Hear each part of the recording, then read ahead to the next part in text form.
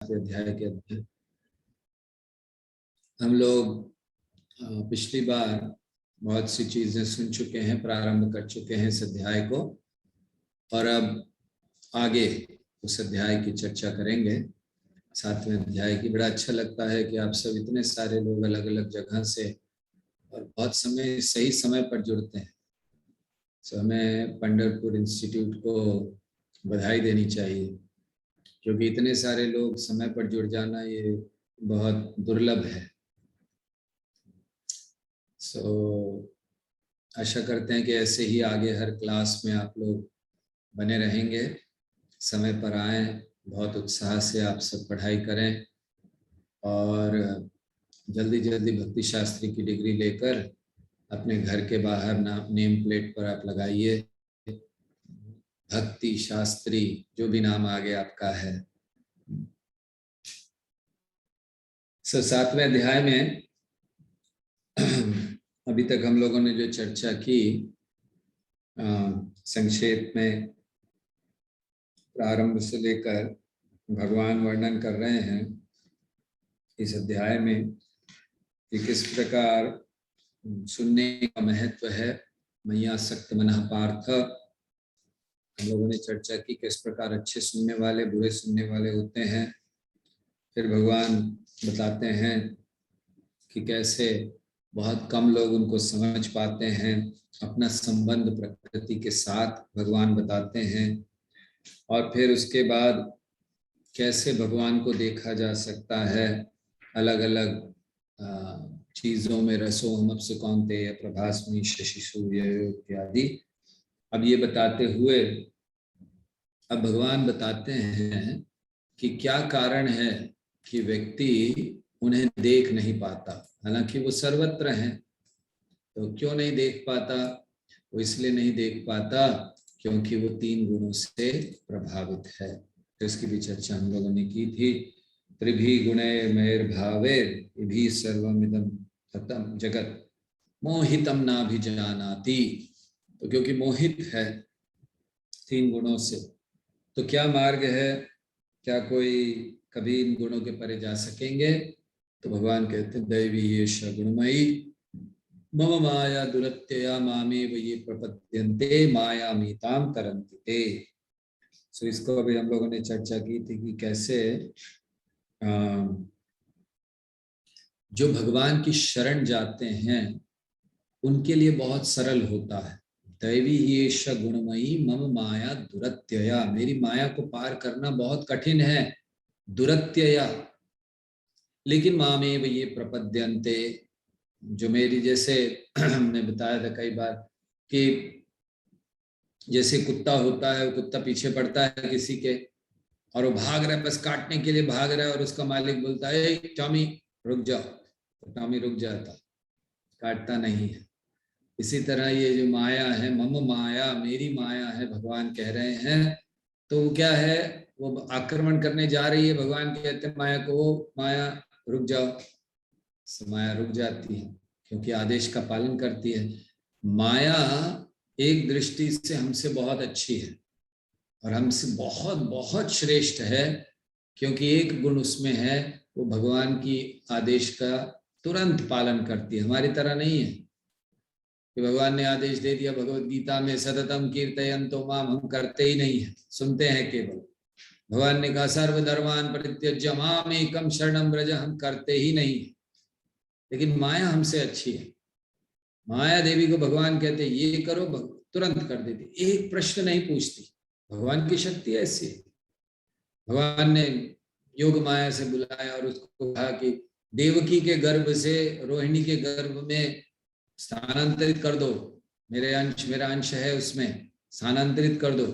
आपने कहीं पढ़ा कि माया ने प्रश्न किया हो, योग माया ने, कि क्यों कर दूं भाई ऐसे, आप कैसे ऐसे करवा सकते हो, ये क्यों गड़बड़ करा रहे हो? एक माँ के गर्भ से दूसरे माँ के गर्भ में बच्चे को ट्रांसफर, ये कभी सुना है पहले? तो ऐसा कोई प्रश्न नहीं किया, जैसे उन्होंने कहा कर दो, यस सर। तो माया दरअसल हमें सिखलाती है, यहाँ पर जो शब्द इस्तेमाल हुआ मम माया दुरत्यया, मम माया दुरत्यया क्यों है? भगवान की निम्न शक्ति है हम भगवान की ऊंची शक्ति हैं, लेकिन फिर भी मम माया दुरत्यया, हम क्यों नहीं पार कर पाते? क्योंकि वो भगवान के आदेश का पालन कर रहे हैं। तो जो व्यक्ति इस जगत में रहते हुए भगवान के आदेश का पालन करता है वो दुर्जय हो जाता है, उसको कोई जीत नहीं सकता। जैसे माया इस जगत में दुर्जय है, उसको कोई नहीं जीत सकता। मामेव ये प्रपद्यन्ते, केवल मेरी शरण में आकर माया में ताम तरंती ते। इसीलिए हमें यहाँ पर एक महत्वपूर्ण बात इस श्लोक से सीखनी चाहिए कि भगवान सिखला रहे हैं, क्या सिखला रहे हैं? कि मेरी आज्ञा का पालन करो और शक्तिशाली बनो इस जगत में। जैसे माया है दुर्जय, और अगर इससे बाहर जाना है, समाश्रिता ये पद पल्लवम प्लवम महत पदम पुण्य यशो मुरारे भवाम बुधिर वत्स पदम परम पदम पदम पदम यत विपदाम न तेषाम। उनका वर्णन यहाँ पर किया गया है कि कैसे जो लोग भगवान की शरण जाते हैं वो बड़ी आसानी से इस माया को पार करते हैं। क्यों? क्योंकि भगवान माया के स्वामी हैं। ब्रह्मा जी, शिव जी ये माया के स्वामी नहीं हैं,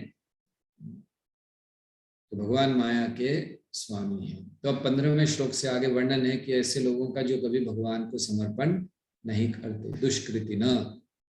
तो दुष्कृतियों का वर्णन अब यहाँ पर किया जा रहा है 15 पे। भगवान कहते हैं नवाम दुष्कृति नो मूढ़ा प्रपद्यन्ते नराधमा माया प्रहत ज्ञानामासुरीं भावमाश्रिता। तो यहाँ 4 प्रकार के लोगों का वर्णन है जो कभी भगवान की शरण नहीं आते। दुष्कृति न कहा गया है। सो ये यहाँ पर वर्णन है। मूढ़ा पहला, दूसरा नराधमा, तीसरा माया प्रहत ज्ञान, चौथा आसुरम भावम आश्रिता। सो हम लोग इनके विषय में भी सुनेंगे कि क्या क्या है ये जो हम लोग चर्चा कर रहे हैं। सो ये कैसे हैं? तो सबसे यहाँ प्रभुपाद ने बहुत बड़ा तात्पर्य दिया है। तो तात्पर्य में जो कहा है उसको सार के रूप में आपको प्रस्तुत करते हैं। वैसे हमारे पास एक स्लाइड है लेकिन इंग्लिश में है। एनीवे आपको शेयर करते हैं, शायद थोड़ा आप उसको समझ सकें।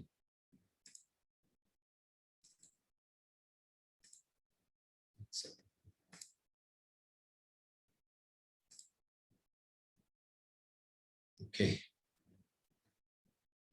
सो क्षमा चाहते हैं इसको हिंदी में नहीं बना पाए। सो यहाँ है 4 प्रकार के लोग दुष्कृति न। सो ये क्या है वो लोग?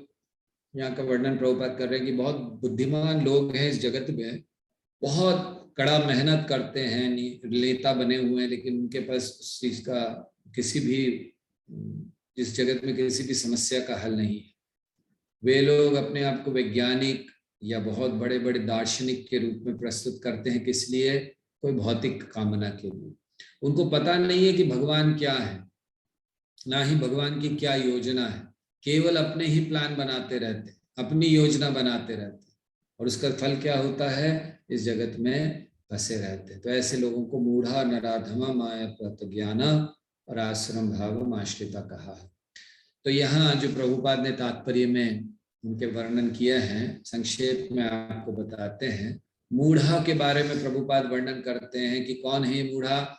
गधे की तरह काम करने वाले मूर्ख लोग, या प्रभुपाद कहते हैं कि जो लोग केवल कुछ पाने के लिए, कुछ भौतिक चीज पाने के लिए कार्य करते रहते हैं।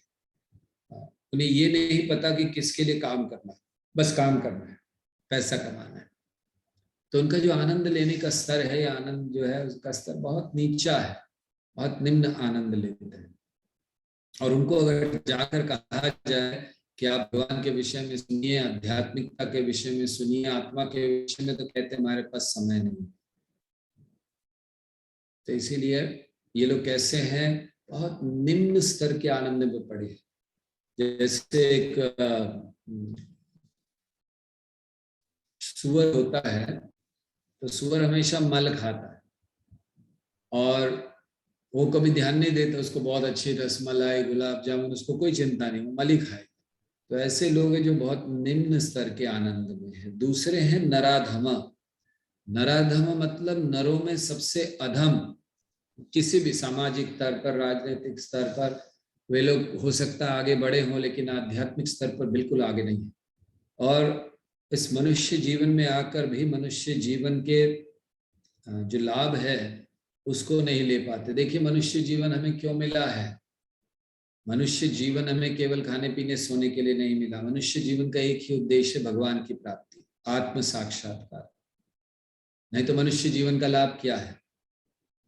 तो उसको वो लोग ध्यान नहीं देते, इसलिए नराधम कहलाते। माया प्रहत ज्ञान, जिनका ज्ञान माया के द्वारा हर लिया गया है। कौन है वो लोग? बाहरी दृष्टि से बड़े बुद्धिमान हैं, दार्शनिक हैं, कवि हैं, लेखक हैं, लेकिन सब भ्रमित है और वो भगवान की अवहेलना करते हैं। तो ऐसे बहुत सारे बड़े बड़े विद्वान हैं जो भगवत गीता पर टीका करते हैं, लेकिन वो लोग सब इसमें आते हैं क्योंकि वो भगवान को सही दृष्टि से स्वीकार नहीं करते। और फिर है आसुरम भावम आश्रिता। आसुरम भावम आश्रिता मतलब द्वेषी लोग, भगवान के प्रति जो द्वेष करते हैं, नास्तिक हैं। तो वो क्या करते हैं? वो बस केवल कोई बात नहीं सुनते, वो विवाद करते रहते, विवाद खड़ा करते रहते हैं। वो कहते हैं कि भगवान कभी इस जगत में नहीं आ सकते, और है आकार है, आकार नहीं है, ऐसे। तो इनको आसुरी भावम आश्रिता कहा गया है। तो ये वर्णन यहाँ पर किया और आगे वर्णन करेंगे कि कौन से 4 प्रकार के लोग ये समर्पण करते हैं। तो 4 प्रकार के लोग नहीं आते, उनका वर्णन किया। 4 प्रकार के लोग, तो इन 4 प्रकार के लोगों में हमें भी देखना चाहिए क्या हम लोग भी हैं जो भगवान के पास नहीं आए हैं लेकिन आ गए। सो आने के बाद क्या हम लोग एकदम शुद्ध भक्त हैं? नहीं। भगवान वर्णन कर रहे हैं कि 4 प्रकार के लोग जो मुझे समर्पण करते हैं तो वो भी एकदम शुद्ध भक्त नहीं है। तो कौन है वो लोग? तब उनका वर्णन करते हैं। आर्थ अर्थार्थी जिज्ञासु ज्ञानी च भरत ऋषभ। तो वर्णन कर रहे हैं कि 4 प्रकार के कौन से लोग हैं? जो चतुर्विधा भजन्ते मां जनः सुकृतिन अर्जुन आर्तो जिज्ञासुर अर्थार्थी ज्ञानी च भरत ऋषभ। तो 4 प्रकार के लोग हैं और ये लोग जब भौतिक इच्छाओं से मुक्त हो जाते हैं तो ये शुद्ध भक्त बन जाते हैं। अभी शुद्ध भक्त नहीं है क्योंकि अभी पीड़ित अवस्था में आए हैं, कुछ धन मांगने आए हैं, कुछ जिज्ञासा से आए हैं, कोई थोड़ा सा ज्ञान है और ज्ञान को अच्छा करने आए हैं। लेकिन जब इनके हृदय से सारी भौतिक इच्छाएं समाप्त हो जाती हैं तो ये बहुत अच्छी तरह से शुद्ध भक्त बन सकते हैं। ओके, आप में से कोई तात्पर्य पढ़ेंगे इसका? 16वें श्लोक का, चतुर्विधा भजन्ते माम जनः सुकृतिन अर्जुन, इसका कोई तात्पर्य पढ़िए। आप में से कोई पढ़ते हैं या नहीं पढ़ते हैं? ओके,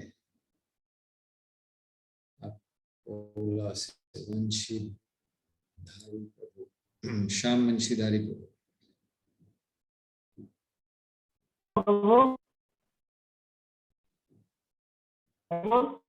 हाँ जी, बोलिए। तात्पर्य श्लोक 16वां। दुष्कृति के सर्वथा विपरीत ऐसे लोग हैं जो शास्त्रीय विधि विधानों का दृढ़ता से पालन करते हैं और एक सुकृतिनः कहलाते हैं।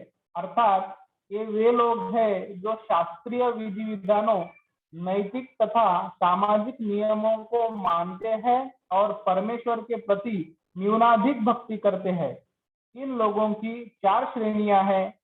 वे जो पीड़ित है, वे जिन्हें धन की आवश्यकता है, वे जिन्हें जिज्ञासा है और वे जिन्हें परम सत्य का ज्ञान है। ये सारे लोग विभिन्न परिस्थितियों में परमेश्वर की भक्ति करते रहते हैं। ये शुद्ध भक्त नहीं है क्योंकि ये भक्ति के बदले कुछ महत्वाकांक्षाओं की पूर्ति करना चाहते हैं। शुद्ध भक्ति निष्काम होती है और उसमें किसी लाभ की आकांक्षा नहीं रहती।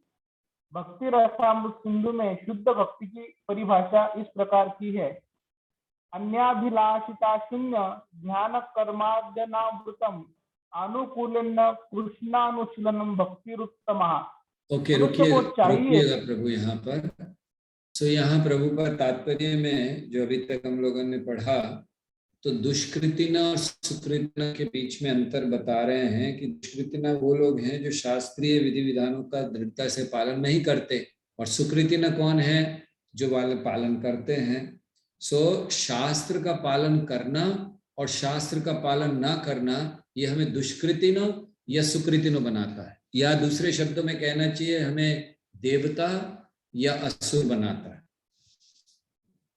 तो शास्त्र का पालन बहुत महत्वपूर्ण है और शास्त्र समझना बहुत महत्वपूर्ण है। हम अपना जीवन अपने मन से नहीं चला सकते।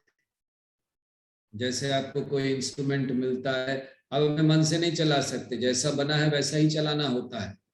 तो हमारा शरीर भी किसी उद्देश्य के लिए बना है, हम मनमानी नहीं कर सकते। तो इसलिए यहाँ पर ये बड़ी महत्वपूर्ण बात है कि शास्त्र कैसा है। जैसे आप में से जो लोग गांव में रहते हैं, आपने देखा होगा कि बैल होता है, बैल को ऐसे नाक में रस्सी बांधी जाती है और फिर एक छोटा सा बच्चा भी उसको ले जाता है। बैल इतना बड़ा होता है, विशाल, लेकिन छोटा सा बच्चा उसको ले जाता है खींच के, और वो पीछे पीछे चलता है। उसको दर्द होता है, एक्चुअली जब रस्सी खींची जाती है दर्द होता है, पीछे पीछे चलता है। तो शास्त्र क्या है? शास्त्र हमारे मन रूपी बैल, हमारा मन बैल की तरह है। और शास्त्र क्या है? वो नकेल या क्या कहते हैं उसके, नाक में रस्सी डालने वाला, तो वो है। तो अगर हम उससे बंधे हैं तब तो हम सही जगह जाएंगे, नहीं तो हमारा मन इतना परेशान करेगा हमें। इतना शक्तिशाली है मन, बहुत शक्तिशाली है। आप देखिए, जिस बैल के नाक में रस्सी नहीं होती उसको पकड़ना बड़ा मुश्किल होता है। श्री कृष्ण ने एक विवाह किया था, तो उस विवाह में एक शर्त रखी गई थी, 7 ऐसे बैल थे जिनके नाक में रस्सी नहीं थी, बड़े खूंखार। उन 7 को एक साथ कंट्रोल करना था, कोई कर नहीं पा रहा था, तो भगवान ने किया उसको, श्री कृष्ण ने।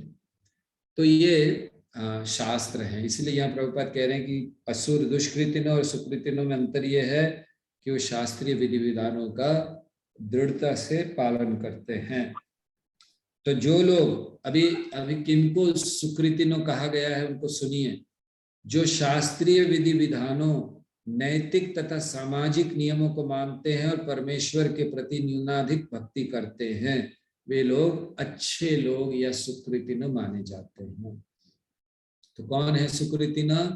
पहला लक्षण है उनका कि शास्त्रीय विधि विधानों का दृढ़ता से पालन करते हैं, नैतिकता और सामाजिक नियमों को भी मानते हैं, और भगवान की भक्ति भी, थोड़ी बहुत भगवान की भक्ति भी वो करते हैं। लेकिन इनमें कोई ना कोई इच्छा बनी होती है। ये शुद्ध भक्त नहीं है जैसे हमने बताया। तो शुद्ध भक्ति क्या है? प्रभुपाद बता रहे हैं, अन्याभिलाषिता शून्यम ज्ञान कर्मादनावृतम अनुकूल्येन कृष्णानुशीलनम भक्तिरुत्तमा। तो क्या कह रहे हैं? अन्य विलासिता शून्यम, कृष्ण भक्ति के अलावा जितनी भी और अभिलाषाएं हैं वो शून्य हो जानी चाहिए। ज्ञान कर्मादनावृतम, ज्ञान से, कर्म से हम निवृत्त हो जाए। और अनुकूलेन कृष्णानुशीलनम, तो कृष्ण की भक्ति आचार्यों के बताए मार्ग पर चलते हुए हम करें, वो शुद्ध भक्ति कहलाती है। सो इसको कहते हैं। आगे बढ़िए प्रभु। जब ये 4 प्रकार के लोग, जब ये 4 प्रकार के लोग परमेश्वर के पास भक्ति के लिए आते हैं और शुद्ध भक्त की संगति से पूर्णतया शुद्ध हो जाते हैं, तो ये भी शुद्ध भक्त हो जाते हैं। जहां तक दुष्कृतियों का प्रश्न है, उनके लिए भक्ति दुर्गम है, क्योंकि उनका जीवन स्वार्थपूर्ण, अनियमित तथा निरुद्देश्य होता है। किंतु इनमें से भी कुछ लोग शुद्ध भक्त के संपर्क में आने पर शुद्ध भक्त बन जाते हैं। ओके, सो यहाँ पर एक बड़ी महत्वपूर्ण बात प्रभुपाद समझा रहे हैं। आप दुष्कृतिनो हो, सुकृतिनो हो, अच्छे हो, बुरे हो, पापी हो, बड़े पुण्यवान हो, बहुत महान हो, बड़े विद्वान हो, या बिल्कुल भी ज्ञान ना हो, एक ही चीज आपको शुद्ध भक्त बना सकती है, और वो क्या है? शुद्ध भक्तों का संग। 2 बार प्रभुपाद ने कहा, ऊपर कह रहे हैं कि जो शुद्ध भक्त की संगति से पूर्णतः शुद्ध हो जाते हैं वो भी शुद्ध भक्त हो जाते हैं, और आखिरी में भी कह रहे हैं कि इनमें से कुछ लोग शुद्ध भक्त के संपर्क में आने पर शुद्ध भक्त बन जाते हैं। सो भक्तों का संग ये शुद्ध भक्ति के लिए बहुत महत्वपूर्ण है। श्रीमद् भागवतम में एक श्लोक 3 बार आता है। देखिए, भागवत जैसे ग्रंथ में ऐसा नहीं कि गलती से बोल, जैसे हम लोग जब प्रवचन करते हैं तो एक ही बात कई बार बोल देते हैं, हमें खुद पता नहीं रहता है, फिर लोग कहते हैं प्रभु जी आपने भी थोड़ी देर पहले कही थी। अच्छा अच्छा अच्छा। तो भागवतम ऐसा नहीं है, उसमें एक भी श्लोक दोहराया नहीं जाता, लेकिन अगर एक श्लोक है जो 2 बार कहा गया है श्री कृष्ण के द्वारा, बड़ा महत्वपूर्ण श्लोक है, लेकिन जब भक्तों की बात आती है तो 3 बार उस श्लोक को दोहराया भागवतम में। तो कौन सा श्लोक है जो 3 बार आया? तुलयाम लवेनापि न स्वर्गम न पुनर्भवम भगवत संगी संगस्य मर्त्यानाम किमुताशिषः। तो बहुत सुंदर श्लोक है। क्या कहा गया इसमें? तुलयाम लवेनापि न स्वर्गम न पुनर्भवम, क्या तुलना ही नहीं कर सकते भगवत संगी संगस्य, मतलब जो भगवत संगी हैं, भगवान के जो संगी हैं, उनके संग की तुलना आप किससे नहीं कर सकते? लवमापि तुलयाम लवेनापि, लाभ मात्र साधु संग, तो तुलयाम लवेनापि न स्वर्गम न पुनर्भवम, मतलब आपको अगर एक क्षण का भी संपर्क हो रहा है भक्तों से, तो उसकी तुलना स्वर्ग से नहीं की जा सकती, मुक्ति से नहीं की जा सकती। न स्वर्गम न पुनर्भवम भगवत संगी संगस्य मर्त्यानाम किमुताशिषा, हम जो इस मर्त्य लोक में हैं इनके लिए इससे बड़ा आशीर्वाद और कोई नहीं है। तो इस श्लोक को 3 बार कहा गया भागवत, भक्तों के महत्व को दर्शाने के लिए। और यहाँ भी हम लोग देख रहे हैं कि प्रभुपाद कह रहे हैं कि चाहे किसी भी प्रकार का व्यक्ति क्यों ना हो, भक्तों के संग से वो शुद्ध हो जाता है। तो ये हमें महत्वपूर्ण बात समझनी है। ओके, सो यहाँ पर शुद्ध भक्त बनने के लिए और भी प्रभुपाद आगे बताते हैं कि ये जो 4 प्रकार के लोग होते हैं जो भौतिक आसक्ति से मुक्त हो जाते हैं, तो ये लोग भी शुद्ध हो जाते हैं। तो अब इन चारों में से भगवान कहते हैं कि मुझे ज्ञानी प्रिय है। क्यों प्रिय है भाई ज्ञानी आपको? भगवान आप तो सबको समान होने चाहिए, तो भगवान बता रहे हैं क्यों प्रिय है। ओके, और कोई पढ़ेंगे इसको आगे का कोई श्लोक? एक एक भक्त पढ़ सकते हैं, अलग अलग लोग हाथ पहले से उठा सकते हैं ताकि समय व्यर्थ ना हो। रमेश प्रभु अमरावती से हो आप? हाँ, जो हरे कृष्ण प्रभु जी। हरे कृष्ण। जो लोग सदैव सकाम कर्म में व्यस्त रहे, अगला श्लोक पढ़िए। श्लोक तेषां ज्ञानी नित्ययुक्त एक भक्ति विशिष्यते प्रियो हि ज्ञानिनोऽर्थमहं सच मम प्रिय। इनमें से जो परम ज्ञानी है और शुद्ध भक्ति में लगा रहता है वह सर्वश्रेष्ठ है, क्योंकि मैं उसे अत्यंत प्रिय हूँ और वह मुझे प्रिय है। तात्पर्य पढ़िए। तात्पर्य: भौतिक इच्छाओं के समस्त कल्मश से मुक्त, आर्थ, जिज्ञासु, धनहीन तथा ज्ञानी ये सब शुद्ध भक्त बन सकते हैं, किंतु इनमें से जो परम सत्य का ज्ञानी है और भौतिक इच्छाओं से मुक्त होता है वही भगवान का शुद्ध भक्त हो पाता है। इन 4 वर्ग यहाँ पर बताया गया है कि क्यों ज्ञानी प्रिय है, क्योंकि वो परम सत्य का ज्ञानी और भौतिक इच्छाओं से मुक्त होता है। सो अगर हम भगवान के प्रिय बनना चाहते हैं तो ये 2 चीज हमें भी लानी चाहिए अपने अंदर। पहली चीज परम सत्य का ज्ञानी, मतलब हमें जो भी हमारे आचार्यों ने जो शास्त्र दिए हैं उसका बड़े ध्यान पूर्वक अध्ययन करना। ज्ञानी बनना मतलब केवल श्लोकों को याद कर लेना नहीं है। ज्ञानी बनना मतलब कोई बड़े बड़े प्रवचन देना नहीं है। ज्ञानी बनना मतलब जो हमारे आचार्यों ने बताया उस सार को समझ लेना, वो ज्ञानी है व्यक्ति। तो ऐसे ज्ञानी बनिए। मतलब पहली चीज या दो चीज बता रहे हैं प्रभुपाद, आपको अगर शुद्ध भक्त बनना है या भक्ति में भगवान के प्रिय बनना है तो प्रभुपाद दो चीज बता रहे हैं। पहला कि आप ज्ञान लीजिए। कौन सा ज्ञान? जो आचार्य हमें देते हैं। क्योंकि आचार्य क्या ज्ञान देते हैं? वो सार देते हैं, वो जानते हैं हमें क्या चाहिए। क्योंकि कई बार कहा जाता है कि प्रभुपाद ने ये क्यों नहीं दिया, प्रभुपाद ने वो क्यों नहीं दिया, प्रभुपाद ने ये। प्रभुपाद ने हमें वो दिया जो हमें चाहिए, जो हमारे लिए दवाई है। जैसे आप डॉक्टर के पास जाते हैं, उसके पास बहुत सारी दवाइयां होती हैं, वो आपको एक ही दवाई देगा, दूसरी 10 और दवाइयां हैं तो आप उससे पूछते नहीं हो, अरे आपने मुझे ये वाली दी, वो लाल रंग की अच्छी लग रही है, वो पीली वाली ज्यादा अच्छी लग रही है, वो क्यों नहीं दे रहे हो? कोई नहीं पूछता, क्योंकि उसको मालूम है कि जो डॉक्टर दे रहा है वही ठीक है, बाकी सब दवाइयां मेरे लिए ठीक नहीं है। इसी तरह प्रभुपाद ने सारे शास्त्रों में से, देखिए प्रभुपाद ने हमें क्या दिया है।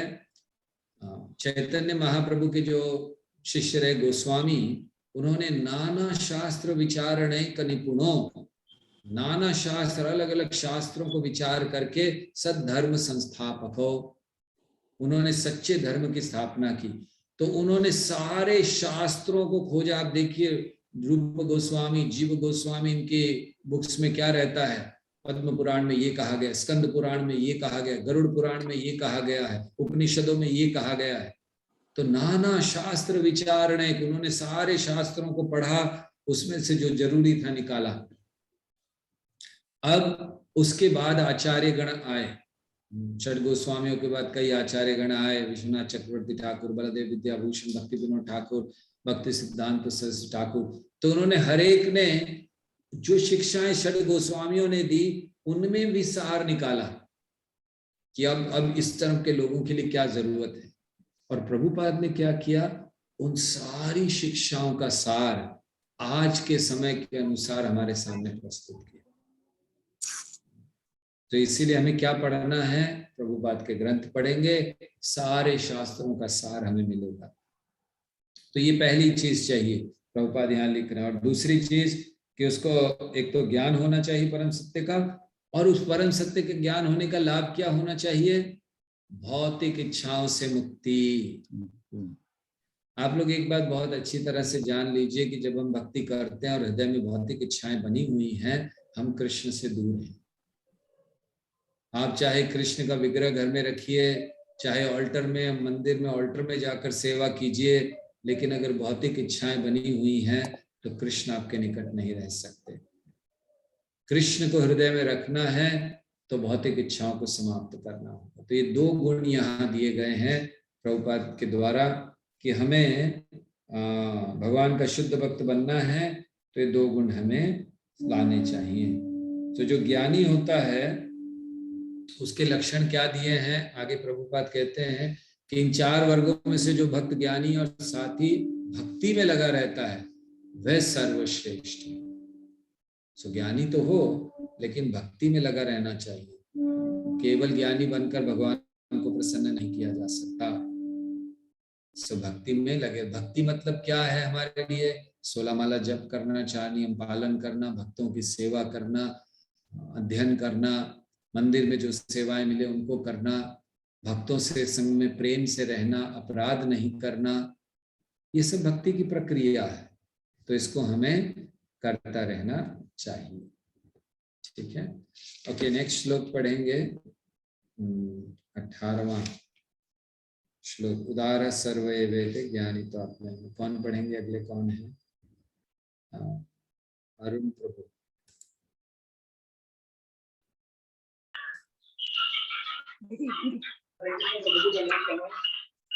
हरे कृष्ण। उदारा सर्वदेवेते ज्ञानी तव आत्मैव मे मतम् आस्थितः सहि युक्तात्मा मामेवानुत्तमां गतिम्।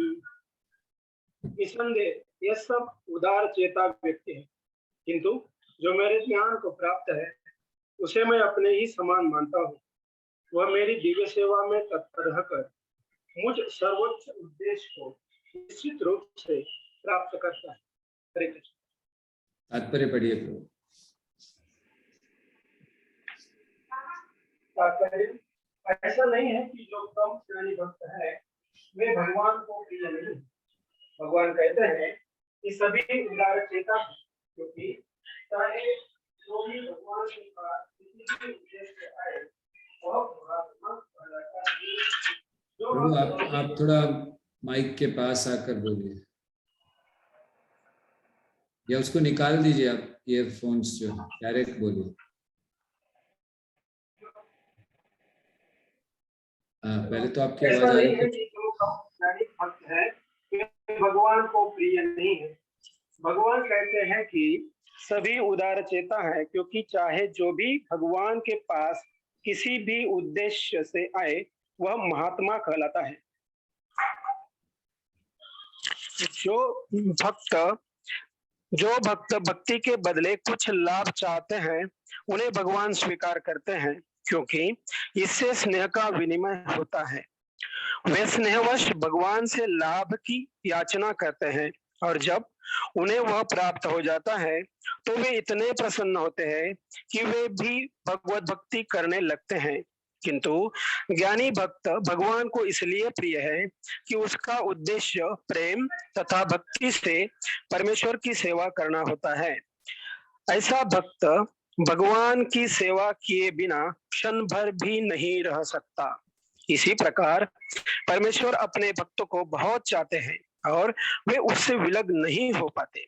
श्री भागवतम में 9:4-68 का भगवान कहते हैं, साधो हृदयम मह्यम साधुनाम हृदयम त्वम अहम मद अन्यते न जानन्ति नाहम तेभ्यो मना अपि। भक्तगण सदैव मेरे हृदय में वास करते हैं और मैं भक्तों के हृदयों में वास करता हूँ। भक्त मेरे अतिरिक्त और कुछ नहीं जानता और मैं भी भक्त को कभी नहीं भूलता। मेरे तथा शुद्ध भक्त के बीच घनिष्ठ संबंध रहता है। ज्ञानी शुद्ध भक्त कभी भी आध्यात्मिक संपर्क से दूर नहीं होते, अतः वे मुझे अत्यंत प्रिय हैं। हरे कृष्ण प्रभु जी, दंडवत। Thank you. यहाँ पर वर्णन किया गया है कि भगवान ने कहा ज्ञानी मुझे बहुत प्रिय है। फिर भगवान को लगा बाकी लोग थोड़ा दुखी हो जाएंगे, अच्छा केवल ज्ञानी प्रिय है, हमारा क्या होगा? तो भगवान कहते हैं नहीं, बाकी सब भी उदार चेता, सब अच्छे हैं, क्योंकि सब भक्ति में लगे हुए हैं। सो यहाँ प्रभुपाद तात्पर्य में कुछ लक्षण दे रहे हैं कि पहली चीज है कि हमें भगवान के पास आना चाहिए, चाहे कोई भी उद्देश्य क्यों ना हो। कामो अकामो सर्व कामो वा मोक्ष कामो उदारधि तीव्रेण भक्ति योगेन यजेत पुरुषः परम। कि अगर आपके पास अकामो कोई कामना नहीं है, सर्व कामो आपका हृदय कामनाओं से भरा पड़ा है, तो भी आपको भगवान के पास ही आना चाहिए। तो पहला लक्षण प्रभुपाद यहाँ बता रहे हैं कि जो भी आए वो महात्मा कहलाता है। अच्छा, अगर कोई भगवान से कुछ मांगने आ रहा है, कुछ इच्छा लेकर आ रहा है, वो महात्मा कैसे हो गया? उसको क्यों महात्मा कहा जाएगा? क्योंकि उसने भगवान को स्वामी स्वीकार लिया। भले हृदय में इच्छा है लेकिन भगवान को स्वामी स्वीकार लिया, इसलिए वो महात्मा है। जो भक्त भक्ति के बदले कुछ लाभ चाहते हैं उन्हें भगवान स्वीकार करते हैं, क्योंकि इससे स्नेह का विनिमय होता है। तो ये नहीं सोचना चाहिए कि हम भक्ति करते हुए कुछ लोग अगर कुछ पाने की इच्छा करते हैं तो भगवान उनको स्वीकार नहीं करते। भगवान स्वीकार कर लेते हैं। क्यों? प्रेम का आदान प्रदान है। कैसे प्रेम का आदान प्रदान है? तो प्रभुपाद कहते हैं वे स्नेहवश भगवान से लाभ की याचना करते हैं और तब उन्हें प्राप्त हो जाता है और इतने प्रसन्न होते हैं कि फिर भक्ति करने लगते हैं। जैसे मान लीजिए कि कोई आया, अरे मेरी फैक्ट्री चल नहीं रही है, भगवान कुछ कराओ, नहीं तो मैं मर जाऊंगा, क्या होगा पता नहीं, इतना लोन कहाँ से दूंगा। फिर उसकी फैक्ट्री चलने लगती है, खुश हो जाता है, फिर रोज जप करने लगता है और रोज जप करता है तो फिर भगवान का भक्त बन जाता है धीरे धीरे। ये प्रभुपाद कह रहे हैं कि वो भी महात्मा ही है। और भगवान के जो भक्त हैं, भगवान उनसे कितना प्रेम करते हैं। साधवो हृदय मह्यम साधुनाम हृदयम त्वहम। तो मेरे हृदय में रहते हैं, भगवान कह रहे हैं। ये बड़ी महत्वपूर्ण बात है। और फिर प्रश्न ये आता है कि अच्छा, भक्ति आपने बताया कि भक्ति कर लेना है, तो बहुत इजी बात है, तो क्या सब लोग करते हैं भक्ति? तो भगवान अगले श्लोक में कह रहे हैं बहुनाम जन्मनामन्ते ज्ञानवान् मां प्रपद्यते वासुदेव सर्वमिति स महात्मा सुदुर्लभ। तो कह रहे कि अनेक जन्म जन्मांतर के बाद जिसे सचमुच ज्ञान होता है वह मुझे समस्त कारणों के कारण जानकर मेरी शरण में आता है, और ऐसा महात्मा अत्यंत दुर्लभ होता है। ये यहाँ पर समझाया जा रहा है कि अत्यंत वो दुर्लभ होता है, यानी भक्ति ये बहुत दुर्लभ है। भक्ति कोई सरलता से प्राप्त होने वाली चीज नहीं है। हम लोगों को तो मिल गई है, इसलिए हम लोग उसकी वैल्यू नहीं समझ रहे, मूल्य नहीं समझ रहे हैं, लेकिन भक्ति बहुत दुर्लभ है। यहाँ भगवान शब्द इस्तेमाल कर रहे हैं, समहात्मा सुदुर्लभ, बहुत मुश्किल से उसको भक्ति प्राप्त होती है। तात्पर्य में प्रभुपाद समझाते हैं कि प्रत्येक वस्तु को वासुदेव श्री कृष्ण से संबंधित करना चाहिए। जो इस तरह समझ जाता है वो भगवान कृष्ण को परम लक्ष्य मानकर शरणागति प्राप्त करता है, और ऐसे शरणागत महान भक्त दुर्लभ है। हम लोग इस जगत में भी देखते हैं कितने लोग भगवान की भक्ति करते हैं, और जितने लोग भगवान के मंदिर आते हैं, पूजा करते भी हैं, उनमें से कितने लोग भगवान को समर्पण करते हैं? बहुत थोड़े। तो क्यों नहीं करते? अच्छा, एकदम प्रश्न आएगा कि इतना सरल है तो जन्म क्यों लग जाते हैं? बहुनाम जन्मनाम अन्ते, क्यों जन्म लग जाते हैं? सीधे सीधे जाएं, इस्कॉन के किसी मंदिर में जाएं, राधा पंडरीनाथ में जाएं, घंटी बजाएं, घंटा है कि नहीं पता नहीं वहां पर, खैर घंटी बजाएं, प्रवेश करें, और आरती चल रही हो आरती में भाग लें, बैठकर जप करें, हो गए भक्त। इतना सरल है। फिर भगवान ये क्यों कह रहे हैं मनुष्यानाम सहस्रेषु कश्चित् या बहुनाम जन्मनाम अन्ते ज्ञानवान् मां प्रपद्यते, ऐसा क्यों कह रहे भगवान? तो इसको भगवान समझाने के लिए अगला श्लोक कहते हैं। कौन पढ़ेंगे 20वां श्लोक? अकिंचन भक्त प्रभु पढ़िए। हरे कृष्णा प्रभु जी, धन्यवाद।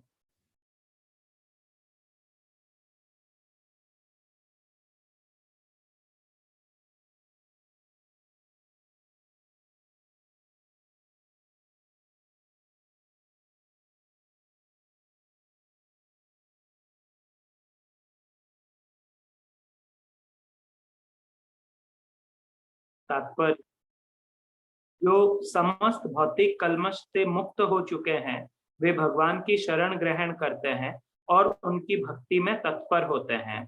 जब तक भौतिक कल्मश धुल नहीं जाता तब तक वे स्वभावतः अभक्त रहते हैं, किंतु जो भौतिक इच्छाओं के होते हुए भी भगवान की ओर उन्मुख होते हैं वे बहिरंगा प्रकृति द्वारा आकृष्ट नहीं होते। क्योंकि वे सही उद्देश्य की ओर अग्रसर होते हैं, अतः वे शीघ्र ही सारी भौतिक कामेच्छाओं से मुक्त हो जाते हैं। श्रीमद् भागवत में कहा गया है कि मनुष्य को चाहिए कि स्वयं को वासुदेव के प्रति समर्पित करे और उनकी पूजा करे, चाहे वह भौतिक इच्छाओं से रहित हो या भौतिक इच्छाओं से पूरित हो या भौतिक कल्मश से मुक्ति चाहता हो। जैसा कि भागवत के दूसरे स्कंद के 3 अध्याय के 10वें श्लोक में कहा गया है, अकामः सर्व कामो वा मोक्ष काम उदारधिः तीव्रेण भजेत पुरुषम परम। जो अल्पज्ञ है तथा जिन्होंने अपनी आध्यात्मिक चेतना खो दी है वे भौतिक इच्छाओं की अविलंब पूर्ति के लिए देवताओं की शरण में जाते हैं। सामान्यतः ऐसे लोग भगवान की शरण में नहीं जाते क्योंकि वे निम्नतर गुणों वाले रजो तथा तमोगुणी होते हैं, अतः वे विभिन्न देवताओं की पूजा करते हैं। वे पूजा के विधि विधानों का पालन करने में ही प्रसन्न रहते हैं। देवताओं के पूजक छोटी छोटी इच्छाओं के द्वारा प्रेरित होते हैं और यह नहीं जानते कि परम लक्ष्य तक किस प्रकार पहुंचा जाए, किंतु भगवत भक्त कभी भी पथ भ्रष्ट नहीं होता, क्योंकि वैदिक साहित्य में विभिन्न उद्देश्यों के लिए भिन्न भिन्न देवताओं के पूजन का विधान है। अतः जो भगवत भक्त नहीं है वे सोचते हैं कि देवता कुछ कार्यों के लिए भगवान से श्रेष्ठ है, किंतु शुद्ध भक्त जानता है कि भगवान कृष्ण ही सबके स्वामी हैं। चैतन्य चरितामृत में आदि लीला के 5वें स्कंद के 142वें श्लोक में कहा गया है, एकले ईश्वर कृष्ण आर सब भृत्य। केवल कृष्ण केवल भगवान कृष्ण ही स्वामी है और अन्य सब दास है। फलतः शुद्ध भक्त कभी भी अपनी आवश्यकताओं की पूर्ति के लिए देवताओं के निकट नहीं जाता। वह तो परमेश्वर पर निर्भर रहता है और जो कुछ वे देते हैं उसी से संतुष्ट रहता है। Thank you. सो यहाँ देवी देवताओं का वर्णन हो रहा है। भगवान कह रहे हैं कामस्तेस्तु हृतक ज्ञाना, काम के द्वारा उसका ज्ञान हर लिया गया है। और क्या मिल रहा है उसको? कामस्तेस्तु हृतक ज्ञाना प्रपद्यन्ते अन्य देवता, अन्य देवताओं के पास जाता है। सो यहाँ अन्य देवताओं के पास जाने वाले व्यक्ति को कम बुद्धिमान बताया गया है, उसकी बुद्धि हर ली गई है। सो अभी आप में से कोई लोग बताइए कि ये जो देवताओं के उपासक होते हैं इनको कम बुद्धिमान क्यों कहा गया? क्या कारण है? क्यों इनके पास बुद्धि नहीं है? इतनी तो बुद्धि होती है, क्या क्या बना लेते हैं दुनिया में लोग। फिर यहाँ भगवान कह रहे हैं कि उनका ज्ञान हर लिया गया है। सो कौन बताएंगे कि देवी देवता जो हैं इनके कम बुद्धि क्यों होती है? इनमें क्यों ऐसा कहा गया? हाँ, कौन बताएंगे? माया माता जी, यस। हरे कृष्णा प्रभु जी। हरे कृष्ण। दंडवत प्रणाम। ये लोग क्योंकि भौतिक इच्छाओं पूरी करने के लिए भगवान की शरण में जाते हैं। ओके, ये लोग कम बुद्धिमान इसलिए हैं क्योंकि भौतिक इच्छाओं के लिए भगवान की शरण में जाते हैं। एक कारण। बहुत अच्छा। कौन है? राघव।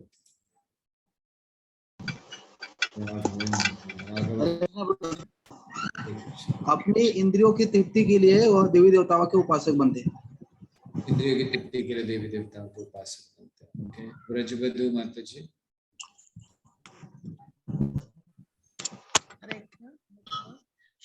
शरीर अशाश्वत है प्रभु जी, तो अशाश्वत शरीर के लिए कुछ भी मांगते हैं, शाश्वत चीज जो है वो नहीं मांगते हैं, इसलिए वो कम बुद्धिमान है। शाश्वत चीज क्या है? भक्ति, भगवान की सेवा, हरि नाम है शाश्वत। बहुत अच्छा, वेरी नाइस। ओके, श्रीकांत प्रभु। हरे कृष्णा प्रभु जी, दंडवत प्रणाम। हेलो। हाँ जी, बोलिए बोलिए। ओके, एक्चुअली ये सारे जितने भी लोग हैं सब देवताओं की पूजा इंद्रियों की तृप्ति के लिए कर।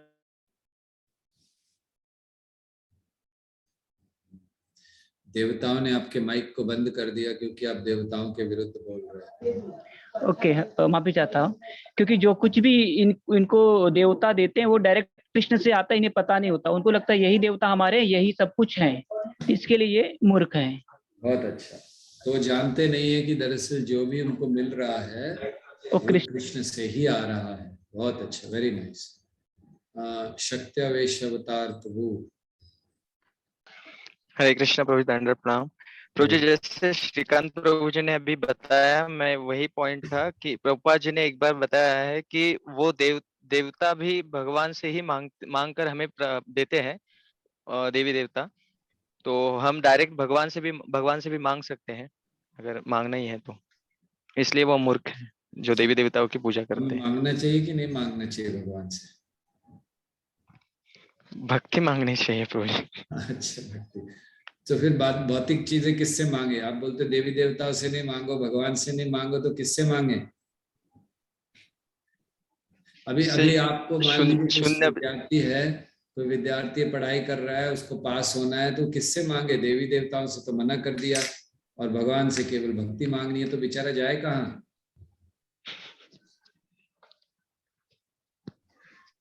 बताइए।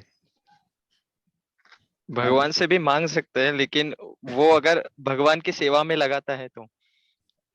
अच्छा, वेरी नाइस। भगवान से भी मांग सकते हैं ना भगवान से। तो एक तो द्वार उसके लिए खोल कर रखिए, सब बंद मत करिए उसका। ठीक है। कौन है नेक्स्ट? सत्यभामा माता जी। हरे कृष्ण प्रभु जी, दंडवत प्रणाम।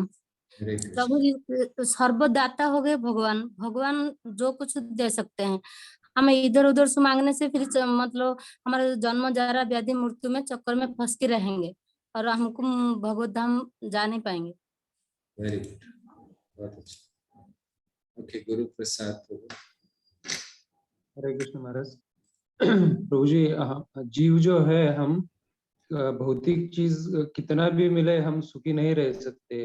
तो भौतिक चीजें ही दे देंगे और जितने भी हम भौतिक चीज आएंगे उसमें फंसते जाएंगे और मतलब सुखी नहीं हो पाएंगे हम। देवता भौतिक चीज देंगे नहीं तो भगवान का मंदिर कैसे बनाएंगे? देवता वर्षा नहीं करेंगे तो हम खाना कैसे खाएंगे? ऑफर कैसे करेंगे भगवान को? अन्न नहीं होगा तो अन्न के लिए वर्षा चाहिए ना, तो देवता देते हैं। जितनी जरूरत है भक्तों के लिए दे दे कृष्ण, मतलब भगवान तो दे देते हैं। जितने भक्तों के लिए जरूरत है वो कृष्ण देते हैं। मतलब मंदिर बनाना है तो पैसा कृष्ण भेजते हैं, अन्न होना है तो वर्षा कृष्ण करते हैं। देवी देवताओं के थ्रू भी दे दे कि कृष्ण ही देते हैं। हाँ, देवी देवताओं के थ्रू भी कृष्ण ही देते हैं। Very nice. आप लोग सब बड़े बुद्धिमान हो क्योंकि आपने कृष्ण भक्ति को स्वीकारा। अरुण प्रभु।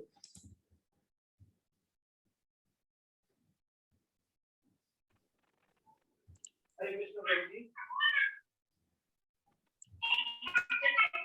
वैसा हो जाएगा जैसे वृक्ष के किसी ब्रांचेस को पानी देने जैसा हो जाएगा। तो आपकी आवाज ऐसे लग रहा है कि आकाशवाणी, देवताओं की आकाशवाणी हो रही है।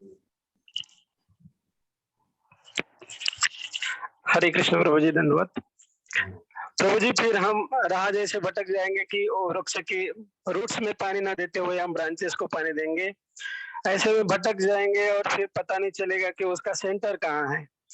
और फिर धीरे धीरे निम्न स्तर की तरफ, जैसे यहाँ कहा गया है कि रजो और तमोगुण में शायद चले जाएंगे। फिर दूसरी बात ये होगी कि हमें ये नहीं समझ में आएगा कि वही एकले ईश्वर कृष्ण फिर ये नहीं हमारे समझ में आएगा। और ये नहीं आएगा तो शायद हम पतन की तरफ चले जाएंगे। फिर वही ब्रह्म भुवना लोका, वही गतागतम काम कामा लभन्ते, वही एक साइकिल हमारी शुरू हो जाएगी, ऐसा लगता है। थैंक यू प्रभु। रमेश प्रभु। हरे कृष्ण, दंड प्रणाम प्रभु जी। दो बातें, एक तो प्रभु जी, एक तो देवताओं को अधिकारी नहीं है कुछ देने का, वो जो भी देते हैं वो भगवान की इच्छा से ही देते हैं, भगवान की परमिशन से देते हैं। और दूसरी बात यह है कि ये कुछ भौतिक चीजें मांगने के लिए जीवन नहीं है, जन्म मृत्यु चक्र ब्रेक होने के लिए है, और वो तभी होगा जब कृष्ण की भक्ति करेंगे। और ये दोनों उनको पता नहीं रहता और इसलिए वो देवताओं की भक्ति करते, इसलिए प्रभुपाद जी उनको बुद्धिहीन कहते हैं। हरे कृष्ण प्रभु जी। थैंक यू, धन्यवाद। देवताओं की भक्ति हम लोग जब तक करते रहते हैं तो हम लोग ज्यादातर उनसे भौतिक चीजें मांगते हैं। क्या लाभ है ऐसी चीजों का? भौतिक चीजें उनसे मांग कर तो जो भी मिलता है वो देवताओं से को भी भगवान से मिलता है, तो सीधे भगवान के पास जाना चाहिए। तो इसीलिए ये महत्वपूर्ण चीज है कि बुद्धिमान व्यक्ति वो है जो इस जगत के परे जाना चाहता है।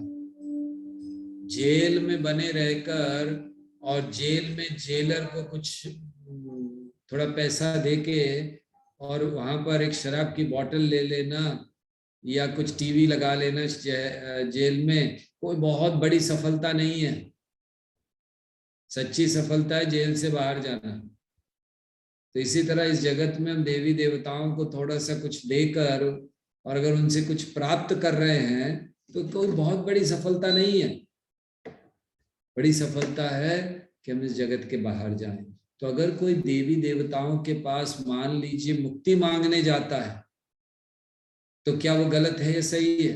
प्रश्न ये आता है कि ठीक है, आप सबने कहा वो जो मांगता है भौतिक होता है, ये वो समाप्त हो जाएगा, सब ठीक है। लेकिन अगर कोई मुक्ति मांगने जाता है कि हे गणेश जी मुझे इस जगत में नहीं रहना है, हे शिव जी मुझे फेंको बाहर, यहाँ से भव सागर पार कराओ, तो वो सही है कि गलत है?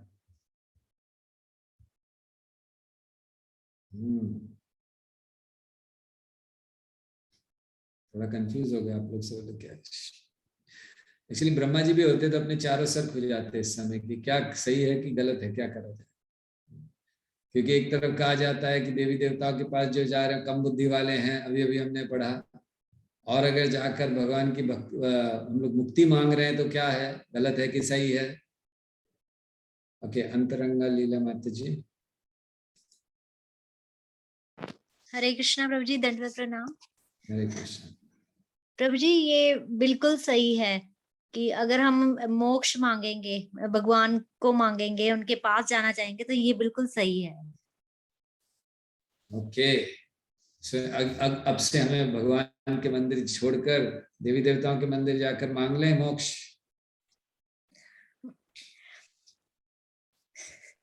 बताइए, शुरू कर दे जाना। प्रभु जी, जो रुक्मिणी जी थी, उन्होंने भी भगवान को मांगा था, तो उन्होंने माता के मंदिर में गई थी कौंतेय देवी की, तो उन्होंने यही कहा था मुझे भगवान चाहिए, तो इस हिसाब से तो ठीक ही है वैसे। रुक्मिणी देवी तो प्लान था, उनको तो भागना चाहती थी। ओके, यस, वैसे माता जी आपका प्रश्न सही है, उत्तर सही है कि यस, अगर हम देवी देवताओं के पास भगवान को मांगने या आध्यात्मिक जगत को मांगने जा रहे हैं तो उसमें कोई गलती नहीं है, लेकिन फिर भी ये चीज हम भगवान से भी मांग सकते हैं, भगवान भी तो दे सकते हैं। तो इसलिए जनरली हम लोग, बताइए क्या देवी देवताओं के बड़े विरोधी हैं इस्कॉन वाले?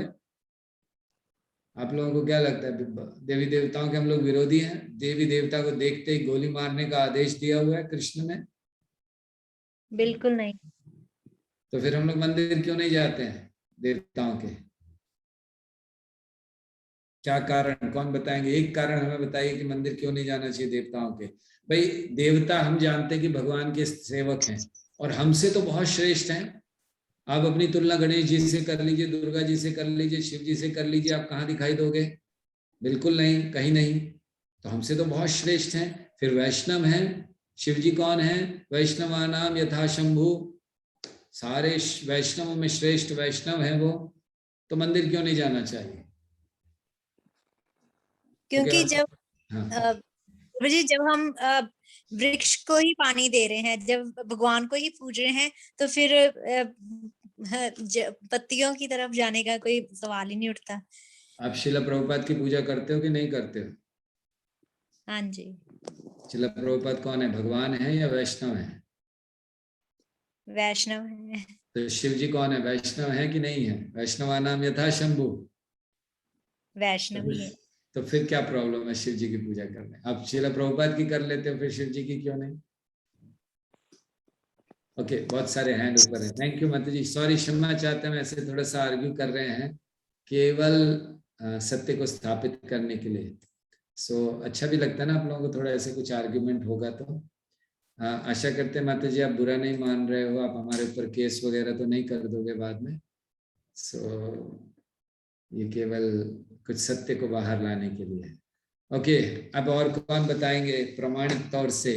अच्छा, एक ही उत्तर चाहिए बस हमें स्पष्ट कि हम क्यों नहीं जाते देवी देवताओं। किससे पूछे? बहुत सारे हाथ हैं जिन्होंने नहीं बताया अभी तक, बोले नहीं है जो अभी तक, उनको पूछते हैं। संतोष प्रभु, संतोष नायक। हरे कृष्णा, दंडवत प्रणाम प्रभु जी। हरे कृष्ण। हेलो, यस प्रभु। मेरी आवाज आ रही है प्रभु जी आपको? बहुत अच्छे से आ रही है। धन्यवाद प्रभु जी। प्रभु जी, एक तो हमें मन से उनका आदर करना चाहिए, और जैसे हम मंदिर में जाएंगे, जैसे हम अभी पूरे वैष्णव एटिकेट्स फॉलो करते हैं, और हम मंदिर में जाएंगे तो प्रचार के दृष्टिकोण से फिर सब लोग हमें भी फॉलो करने लग जाएंगे। हाँ, फिर लोग सारे, यानी हम जब उनको कुछ भी उपदेश बताएंगे कृष्ण के प्रति या कुछ कथा बताएंगे तो वो आपस में बताएंगे, लेकिन आप तो सब जगह जाते हो हाँ मांगने के लिए, तो हम क्या मांगते हो तो हमारे हृदय में होता है। तो वो हिसाब से एक हमें अवॉइड करना चाहिए, और श्रद्धा होनी चाहिए, और उनसे आदर होना चाहिए उनके बारे में। हाँ, लेकिन प्रचार के श्रद्धा क्या होनी चाहिए हमें देवी देवताओं में? उनके प्रति के श्रद्धा होनी चाहिए कि ये भगवान के अंश, यानी भगवान के शक्तिप्रत है, और इनसे ही हमें यानी जैसे हम बताते हैं, उदाहरण देते हैं कि प्रधानमंत्री और उनके डिपार्टमेंट के जो लोग हैं अलग अलग, वैसे देवी देवता को अलग अलग डिपार्टमेंट दिया हुआ है, तो हमें उनका रिस्पेक्ट करना चाहिए। हाँ, लेकिन प्रचार के दृष्टिकोण से अवॉइड करना चाहिए। Thank you. सो ये उत्तर है जिसको हमें याद रखना चाहिए कि हम लोग क्यों नहीं जाते हैं देवी देवताओं के मंदिर। हम देवी देवताओं के विरोधी नहीं हैं, ये जान लीजिए। प्रभुपाद ने कहीं भी देवी देवताओं को बुरा भला नहीं कहा। प्रभुपाद ने उनको भगवान मानकर उनकी पूजा का खंडन किया है, देवताओं को कहीं नहीं कहा। आप देख लीजिए, किसी देवता को भगवान ने गलत नहीं कहा। तो इसका अर्थ क्या है कि हम लोग देवी देवताओं के विरोधी नहीं हैं, लेकिन देवी देवताओं को भगवान मानकर उनकी पूजा के हम निश्चित विरोधी हैं। तो फिर हम मंदिर क्यों नहीं जाते? शिव जी के मंदिर जा सकते हैं, जैसे हम प्रभुपाद की पूजा करते हैं तो हम शिव जी की भी कर सकते हैं, वो भी वैष्णव है, निश्चित कर सकते हैं। भगवान श्री कृष्ण ने स्वयं एक बार शिवरात्रि मनाई है, श्रीमद् भागवत में वर्णन आता है। भगवान अंबिका वन गए पूरे परिवार के साथ, उन्होंने शिवरात्रि मनाई, लेकिन सुखदेव गोस्वामी ने बहुत स्पष्ट शब्द इस्तेमाल कर दिया, एकदा, एक ही बार केवल। ऐसा नहीं कि हर साल वो नवरात्रि रखते थे, उपवास रखते थे और शिवरात्रि करते थे, नहीं, एक बार। चलो कहीं जाना था पिकनिक मनाने तो वहीं चले गए, शिवरात्रि थी, मना लिया। तो भगवान ने मनाई, तो क्या गलती है? गलती कुछ नहीं है, लेकिन प्रचार की दृष्टि से गलत उदाहरण प्रस्तुत होता है। हमारा प्रचार का आंदोलन है, और हम लोग जब रोज कहीं ना कहीं किसी देवता के मंदिर में जाएंगे और फिर जैसे अब जाके लोगों को बोलेंगे देवी देवताओं की भक्ति नहीं करनी चाहिए, तो बोलेंगे प्रभु जी सुबह तो आप शिव जी के ऊपर पानी डाल रहे थे, हमने खुद देखा है, और आप कहते हो भक्ति नहीं करनी चाहिए, तो फिर कहाँ से होगा प्रचार? तो इसीलिए केवल एक कारण, लेकिन अन्य कोई कारण ऐसा नहीं है। और हाँ, कभी ऐसी स्थिति आ जाए कि हमें जाना ही पड़े, सामने खड़े हों, तब हमें ऐसा नहीं करना चाहिए अरे ये गणेश, ये शिव जी, ये तो दास हैं भगवान के। अरे वो दास हैं भगवान के, आप तो आपके दास तो नहीं है, आप उनको प्रणाम कीजिए। हाँ, लेकिन विशेष प्रणाम करने भी नहीं जाते हम कि अरे पास में चलो मंदिर है प्रणाम करके आते हैं, तो उससे गलत उदाहरण प्रस्तुत होता है। ठीक है, ये बातें याद रखिएगा। ओके, सो आगे चलते हैं। भगवान ने वर्णन कर दिया कि जो लोग हैं वो देवताओं की पूजा करते हैं, जिनको ज्यादा ज्ञान नहीं है, कामस्तैस्त कृतज्ञाना। तो अब आगे भगवान वर्णन कर रहे हैं कि किस प्रकार भगवान सबके हृदय में है, और अगर कोई देवताओं की पूजा करता भी है तो उसकी श्रद्धा को भगवान मजबूत करते हैं, जिससे वो देवता के भक्त भी भगवान ही बनाते हैं। भगवान के बिना आप देवताओं की भक्ति भी नहीं कर सकते। ये वर्णन अगले श्लोक में भगवान करते हैं। ओके, कौन पढ़ेंगे? कृपया हाथ ऊपर कीजिए। इस श्लोक को कौन पढ़ना चाहेंगे? और वो लोग हाथ ऊपर किया करिए जिन्होंने पहले नहीं पढ़ा है, तो वे लोग सब हाथ ऊपर करें। पुरुषोत्तम प्रभु। हरे कृष्ण प्रभु जी, दंडवत प्रणाम। समस्त वैष्णव के चरणों में दंडवत प्रणाम। श्लोक संख्या 21। यो यो याम याम तनु भक्त श्रद्धया चित्तमिच्छति तस्य तस्याचलम श्रद्धम तामेव विद धाम्यहम्। थोड़ा सा प्रेम से जब श्लोक बोला करें तो हृदय में प्रेम प्रकट होना चाहिए। भगवान की वाणी को दोहरा रहे हैं ना, तो आप तो विरार फास्ट पकड़ रहे हैं, ऐसा लग रहा है कि आपको घर पहुंचने की बड़ी जल्दी है। नहीं, ऐसा कुछ नहीं है प्रभु जी, मैं माफी चाहूंगा। यो यो याम याम तनुम भक्तः श्रद्धया चितुमिच्छति तस्य तस्याचलां श्रद्धा तामेव विदधाम्यहम्। ओके, अनुवाद पढ़िए प्रभु। मैं प्रत्येक जीव के हृदय में परमात्मा स्वरूप स्थित हूँ। जैसे ही कोई किसी देवता की पूजा करने की इच्छा करता है, मैं उसकी श्रद्धा को स्थिर करता हूँ, जिससे वह उसी विशेष देवता की भक्ति कर सके। अच्छा, यहाँ एक बड़ा महत्वपूर्ण प्रश्न आता है, भगवान ये गलती क्यों करते हैं कि अगर हम देवता के पास जा रहे हैं, जैसे यहाँ कहा गया है कि अगर मेरी श्रद्धा किसी देवता की पूजा करने की है तो भगवान को तो श्रद्धा खत्म कर देनी चाहिए तुरंत। बिल्कुल भक्ति नहीं करो, केवल मेरी भक्ति करना है तुम्हें। लेकिन भगवान यहाँ कह रहे कि मैं उसकी श्रद्धा को और मजबूत करता हूँ, जाओ जाओ, बड़ा बढ़िया करो, देवता की भक्ति करो। तो बहुत गलत करते हैं भगवान। ऐसा क्यों करते हैं बताइए? करना चाहिए। गलत काम कर रहे हो ना, एक तरफ बोलते हो कि मत करो और जो कर रहा है उसको और प्रेरणा दे रहे हो। ये तो इस तरह है कि मानो हम लोग एक तरफ कहें किसी को शराब नहीं पीनी चाहिए और फिर पता चले कि कोई और एक डिवोटी शराब पी रहा है, हम उसको कहें हाँ ये लो 50 रुपये और लो, 100 रुपये और लो, दूसरी बोतल भी ले आना, पियो आराम से। तो ये गलत काम क्यों करते हैं भगवान? एक तरफ कहते मत जाओ, दूसरी तरफ कहते श्रद्धा। कोई बता सकते हैं भगवान की गलती क्यों होती है भगवान से? कौन बताना चाहेंगे? विशाखा प्रिय माता जी। एक मिनट सर। हरे कृष्णा, दंडवत प्रणाम प्रभु जी। हरे कृष्ण। आवाज आ रही है प्रभु जी? हाँ जी, बहुत स्पष्ट आ रही है। ऐसा लग रहा है आप यहीं पर हो। प्रभु जी, वो भगवान ने हर एक जीव को थोड़ी सी स्वतंत्रता दी है और उसकी इच्छा है कि मुझे ये करना है, इसलिए भगवान उनको ये उनकी इच्छा पूरी करने के लिए बोलते हैं। बहुत अच्छा, थैंक यू, बहुत बहुत धन्यवाद आपका। यस, जीव को स्वतंत्रता दी है भगवान ने और वो स्वतंत्रता लेना नहीं चाहते हैं। जैसे कई बार लोग प्रश्न करते हैं कि भगवान इतना कष्ट क्यों देते हैं, भगवान इतने प्रॉब्लम में क्यों रखते हैं हमें? भगवान चाहें तो सबको मुक्त कर सकते हैं, निश्चित कर सकते हैं। भगवान को मुक्त करने में कोई समय नहीं लगेगा, लेकिन भगवान रोबोट से प्रेम नहीं करना चाहते हैं, व्यक्तियों से प्रेम करना चाहते हैं। जैसे आप घर में एक रोबोट ले आओ और वो ऐसे चलता रहे, दोनों हाथ हिलाकर बोलता रहे I love you, I love you, आपको कुछ प्रेम आएगा उसको देखकर? थोड़ी देर में आप उसको बटन बंद करके उसके बैटरी डाउन करके हटा देंगे उसको, हट। लेकिन जब तक कोई व्यक्ति नहीं, तो भगवान अगर हमारी स्वतंत्रता निकाल ले तो हम लोग रोबोट हो जाएंगे केवल, बस सब वेल प्रोग्राम्ड। लेकिन भगवान रोबोट से नहीं, भगवान जीवों से, व्यक्तियों से प्रेम करना चाहते हैं। प्रेम सच्चा कब होता है? जहां स्वतंत्रता दी जाती है। आप किसी से प्रेम करते हो, उसके सर पर बंदूक रखकर तो आप उससे कहलवा नहीं सकते बोलो मुझसे प्रेम करते हो कि नहीं करते हो। कर सकते हो क्या, बताइए? मान लीजिए कोई आपके सर पर बंदूक रखता है, फुल एकदम बस शूट करने के लिए तैयार, और बोलता है बोलो मुझसे प्रेम करते हो कि नहीं करते हो, आप क्या कहोगे?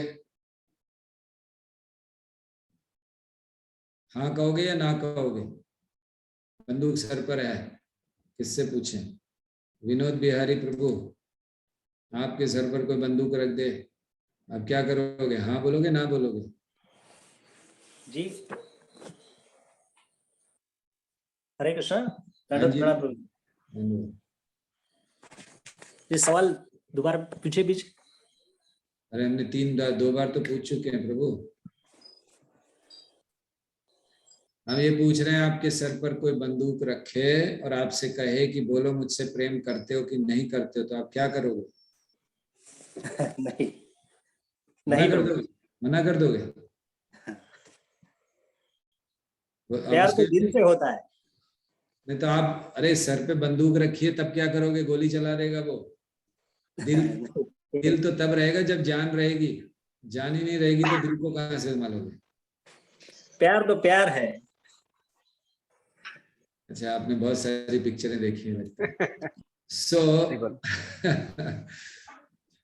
अगर कोई किसी के सर पे बंदूक रखी है तो डर के मारे, ठीक है प्यार नहीं करेगा, लेकिन वो डर के मारे बोल देगा अरे मुझे तुमसे भी प्यार है, तुम्हारे पिताजी से भी प्यार है, तुम्हारे सारे खानदान के लोगों से प्यार है, बंदूक हटाओ। तो यस, भय के कारण उसको कहेगा, लेकिन वो प्यार नहीं होगा। इसी तरह भगवान जबरदस्ती नहीं कराना चाहते, भगवान ने स्वतंत्रता दी है।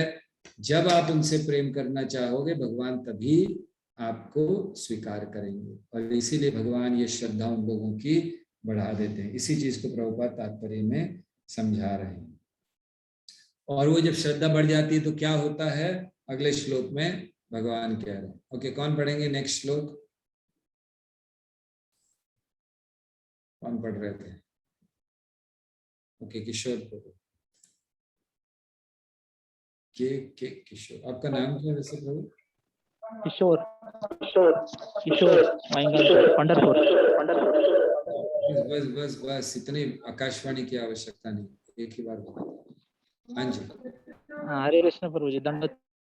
पढ़िए, श्लोक पढ़िए 22वां। हाँ, तया श्रद्धा युक्तस्तस्याराधनमिहते लभते च ततः काम्य एव विहतानि तान्।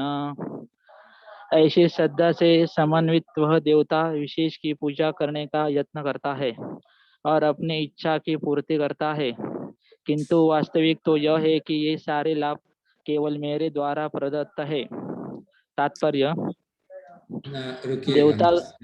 हाँ, तो यहाँ अब महत्वपूर्ण बात भगवान समझा रहे हैं कि आप देवताओं के पास जाते हो, देवताओं से कुछ मांगते हो, लेकिन उनकी जो इच्छा की पूर्ति होती है वो सारे लाभ किसके द्वारा दिए जा रहे हैं? मेरे द्वारा। मैं ही सारे सबको सब जितने भी लाभ हैं वो मैं दे रहा हूँ। प्रभुपाद तात्पर्य में बहुत अच्छी बात लिखते हैं। प्रभुपाद लिखते हैं वर मांगना शुद्ध भक्त का लक्षण नहीं है। मतलब अगर भगवान से जाकर हम कुछ मांग रहे, भगवान ये दे दो, धन दे दो, रूप दे दो, वो शुद्ध भक्त का लक्षण नहीं है। अभी अभी हमने पढ़ा ना, अन्याभिलाषिता शून्यम। शुद्ध भक्त मतलब कुछ मांगता नहीं भगवान से। अच्छा, आप लोग अपने अपने जीवन में देखिए, क्या ऐसी स्थिति आपकी आ गई कि आपने भगवान से मांगना बंद कर दिया या आज भी मांग रहे हैं? हम सब थोड़ा थोड़ा तो मांग लेते हैं ना, भगवान ये दे दो, भगवान वो दे दो। भगवान को केवल हमें धन्यवाद देना चाहिए। हमारी आपसे प्रार्थना है, आज से मांगना बंद कर दीजिए। अगर कोई व्यक्ति भगवान से अपनी जीविका मांगता है कि मेरे को खाना दे दो मेरे को, तो वो तो अविश्वास दिखला रहा है। भगवान जानवरों को देते हैं खाना, तो आपको क्यों नहीं देंगे? सो भगवान से क्यों मांगना है? तो पहली चीज, हमें भगवान से मांगना ही नहीं चाहिए, धन्यवाद करना चाहिए। और अगर मांगना भी है, आप लोग बताइए एक चीज क्या मांगना चाहिए भगवान से? अगर आपको ये कहा जाए ओके भगवान एक वर दे रहे हैं आपको, बस जो चाहे मांग लो, क्या मांगोगे आप लोग? ऐसे कोई लोग जिन्होंने अभी तक बोला नहीं हो, कौन है? तिवारी प्रभु, यस। हरे कृष्णा प्रभु जी, दंडवत प्रणाम। हाँ जी, क्या मांगेंगे भगवान से? भगवान से प्रभु जी भक्ति मांगेंगे। भगवान सामने आ गए, चतुर्भुज रूप में खड़े हैं और कह रहे हैं मांगो, क्या मांगोगे? तो भक्ति मांगेंगे आप? जी, पूर्ण रूप से भक्ति हमें दीजिए प्रभु, चरणों में शरण दीजिए। वेरी नाइस, बहुत अच्छा, आप बड़े शुद्ध स्तर पर हैं। और कौन बताना चाहते हैं? एक आध कोई और, क्या मांगोगे भगवान से? भगवान सामने आ गए हैं, मांगो क्या मांगना, लेकिन एक ही वर मिलेगा। देख रहे हैं जिन्होंने पहले नहीं बोला है, माया माता जी बोल चुके हैं, शीतलांगी राधा माता जी। शुद्ध वैष्णवों का संग मांगेंगे प्रभु जी। शुद्ध वैष्णवों का संग, बहुत अच्छा, वेरी नाइस। ओके, और कौन है जिन्होंने नहीं बोला अभी तक? उत्तम पुरुष प्रभु, आप बोल चुके, शायद नहीं बोले अभी तक। यस तो जी, भगवान से एक ही मांगेंगे, आपका जो पवित्र नाम है हमारे मुख में निरंतर रहे। चाहे आप किसी भी जगह में हमें भेजिए, लेकिन आपका नाम हम ले सके हमारी जीविका के द्वारा, और कुछ नहीं। अच्छा, ये सब याद रहेगा भगवान जब सामने आएंगे? तो कुछ भी हो सकता है प्रभु। एक बार हम अफ्रीका में थे, तो हमने बच्चों से पूछा, हमने स्कूल के बच्चों को मंदिर बुलाया था, प्रोग्राम था, तो प्रोग्राम हुआ, बहुत अच्छा हुआ। हमने उनको ध्रुव महाराज की स्टोरी सुनाई, और ध्रुव महाराज की स्टोरी सुनाते हुए हमने उनसे पूछा कि देखो ध्रुव महाराज 5 साल के बच्चे थे, भगवान सामने आए उनके और उन्होंने मांगा, तो हमने उनसे पूछा आपके सामने भगवान आएंगे तो क्या होगा? छोटे छोटे बच्चे थे, आप विश्वास नहीं करोगे, आधे से ज्यादा बच्चों ने बोला मैं आंख बंद करके डर के भाग जाऊंगा वहां से। क्यों? आप जानते हैं क्यों? क्योंकि वो सारे क्रिश्चियन बच्चे थे। अफ्रीका की बात कर रहे हैं, भारत की नहीं। तो सारे क्रिश्चियन बच्चे थे और उनके धर्म में उनको भगवान से डरना सिखाया जाता है, प्रेम करना नहीं सिखाया जाता, उसमें डरना सिखाया जाता है। इसीलिए बचपन से बस भगवान आएंगे मैं आंख बंद करके भाग जाऊंगा। लेकिन हम लोग इस्कॉन में इतना प्रेम करना सीख चुके हैं कि अगर भगवान से नहीं भी मांगा तो हम भगवान आएंगे तो उनको हम प्रचार कर देंगे कि भगवत गीता में कृष्ण ने ये कहा है। भगवान सामने खड़े होंगे और हम उनको प्रचार कर रहे होंगे कि एक्चुअली भगवत गीता में भगवान ने ये कहा है, सर्वधर्मान परित्यज्य माम एकम शरणम व्रज। इस काम में हम लोग इतने एक्सपर्ट हो गए प्रचार करने। ओके, सो बहुत अच्छा। भगवान जब सामने आए, हमें प्रार्थना करनी चाहिए कि हमारे मुख से कोई भौतिक कामना ना निकले, हमारे मुख से बस उनकी सेवा।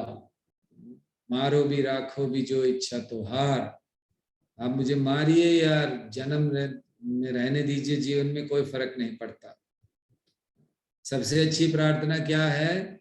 आश्लिष्य वा पादरताम विनष्टुमाम अदर्शनाम मर्महताम करोतु वा यथा तथा वा विदधातु लंपटो मत प्राणनाथस्तु स एव न परः। आप कुछ भी कीजिए मेरे साथ, मैं आपको छोड़ने वाला नहीं हूं, बस। सही भाई, ये तो याद रखिए और तैयार रहिए। तो यहाँ प्रभुपाद कह रहे हैं कि वर मांगना शुद्ध भक्त का लक्षण नहीं है। जो व्यक्ति परमेश्वर की पूजा के साथ साथ भौतिक भोग की कामना करता है, वह परस्पर विरोधी इच्छाओं वाला होता है। तो एक तरफ आप भगवान की पूजा कर रहे हो और दूसरी तरफ आपको भौतिक कामनाएं हैं। ये बीरबल की खिचड़ी बनाने की तरह है। बीरबल ने इतने नीचे वो अग्नि लगा रखी है, वो ऊपर रखा हुआ है, बोला खिचड़ी पक रही है, पकेगी नहीं कभी। या फिर चूल्हा जलाना और उस पर पानी डाल देना, फिर जलाना और फिर पानी डाल देना, और फिर कहना कि भोजन ही नहीं पक रहा। तो इसीलिए हमें दोनों चीजें साथ में नहीं करनी चाहिए। तो हमें भक्ति करनी है, भौतिक कामनाओं की आवश्यकता नहीं है। क्यों नहीं है भौतिक कामनाओं की आशंका, हमें आकांक्षा क्यों नहीं करनी चाहिए? क्योंकि जो भौतिक फल हैं या देवताओं के द्वारा दिए गए फल हैं, वो क्या होते हैं? वो क्षणिक होते हैं। तो अगले श्लोक में भगवान उसको कह रहे हैं। कौन पढ़ेंगे? अंतरंग लीला माता जी, आप पढ़ना चाहते हैं? हरे कृष्ण प्रभु। हरे कृष्ण। अंतवत्तु फलं तेषां तद्भवत् यल्पमेष्वेषां देवान् देव्यजो यान्ति मध्य भक्ता यान्ति मामपि। अल्प बुद्धि वाले व्यक्ति देवताओं की पूजा करते हैं और उन्हें प्राप्त होने वाले फल सीमित तथा क्षणिक होते हैं। देवताओं की पूजा करने वाले देवलोक को जाते हैं, किंतु मेरे भक्त अंततः मेरे परम धाम को प्राप्त होते हैं। बहुत अच्छा। हमारी इस तात्पर्य का जो तीसरा पैराग्राफ है, न केवल सारे देवता अपितु सामान्य जीव भी, इसको पढ़िए, इससे अंत तक पढ़िए।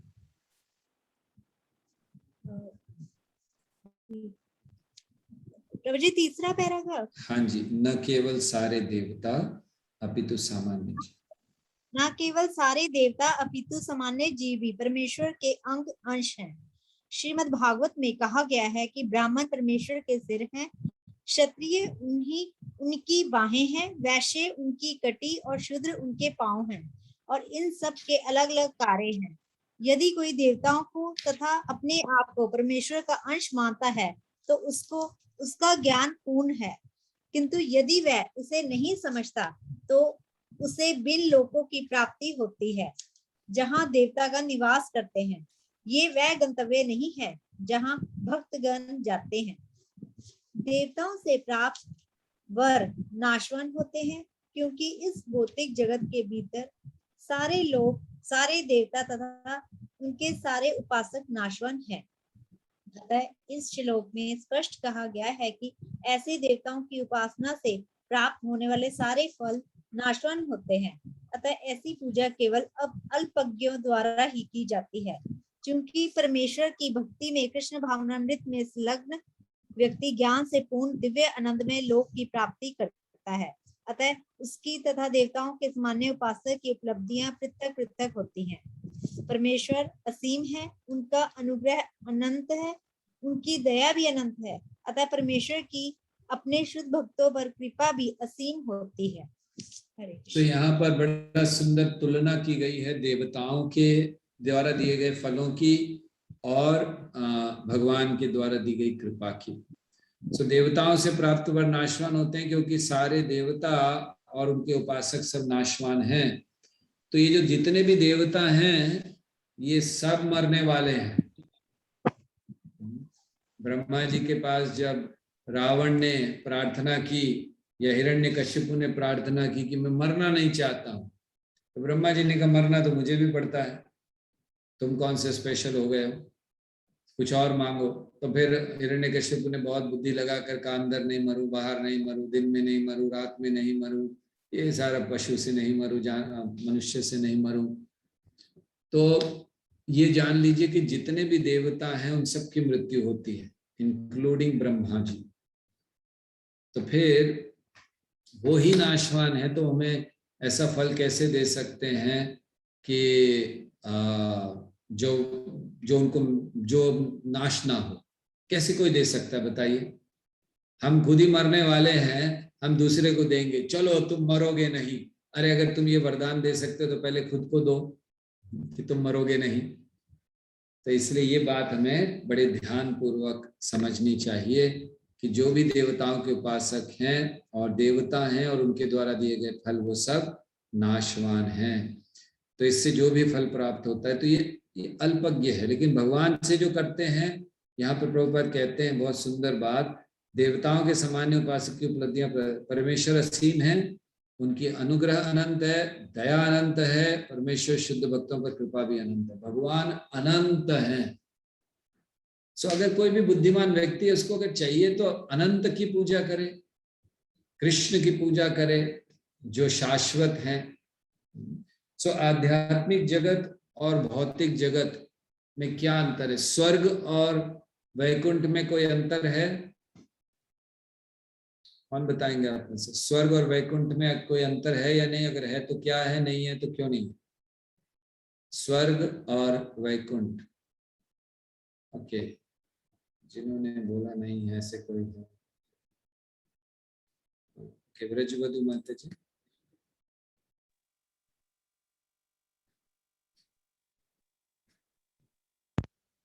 प्रणाम। स्वर्ग जाते हैं तो वापस आते हैं, क्षीणे पुण्य मर्त्योलोकम विशन्ति, और वैकुंठ जाते हैं तो यद्गत्वा न निवर्तन्ते, वहां पे वापस नहीं आना होता है। हरे कृष्ण। अच्छा, स्वर्ग से क्यों वापस आते हैं?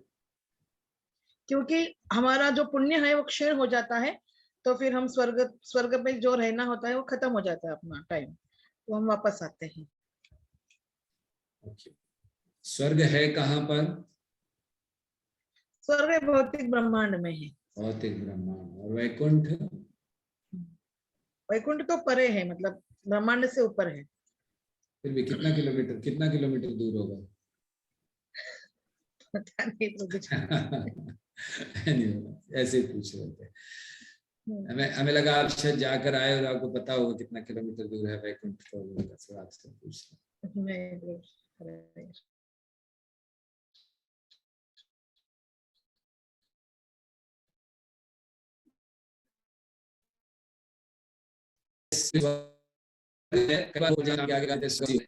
लोगों को पता ही कि स्वर्ग और वैकुंठ में अंतर है।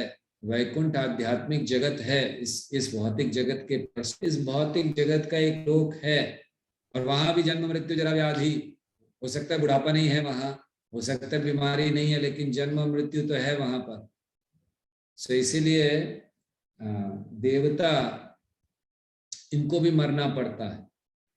सो यहाँ पर एक प्रश्न है कि देवताओं ने तो अमृत पी लिया, तो फिर उनको क्यों मरना पड़ता है?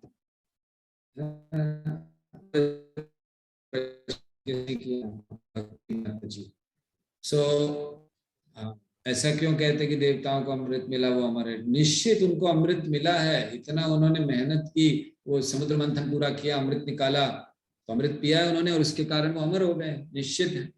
सो मरना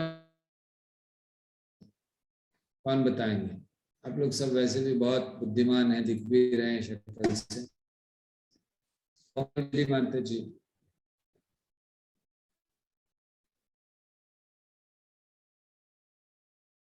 अरे अनम्यूट कीजिए अपने आप को।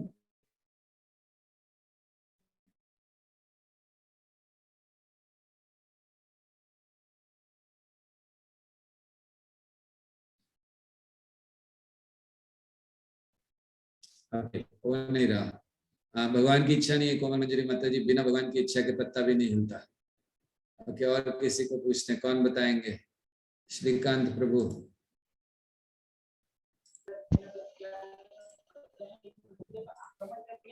हरे कृष्णा प्रभु जी, दंडवत प्रणाम।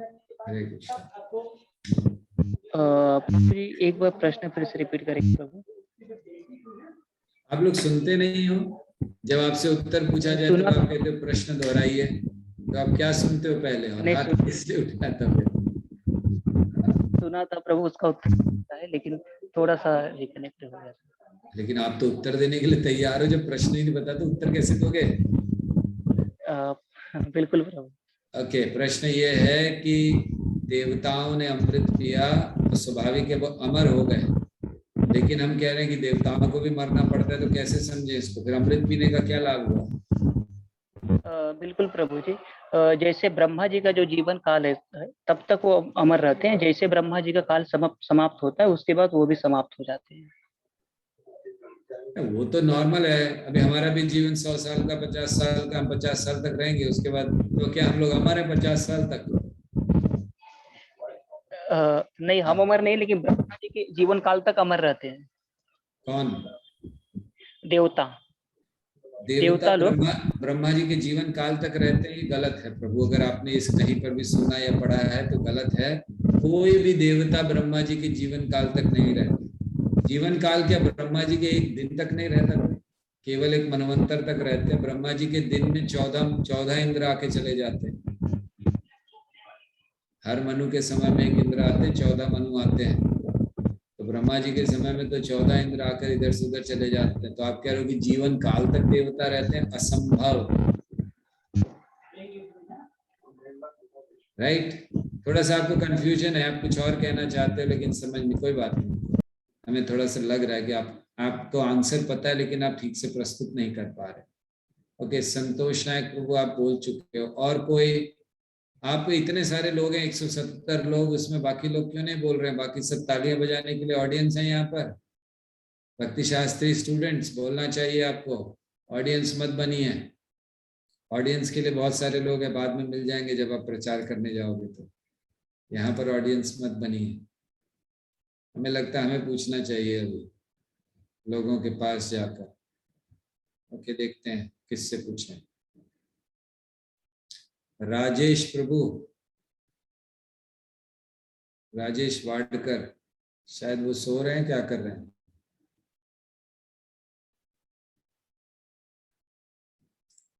अनम्यूट कीजिए प्रभु।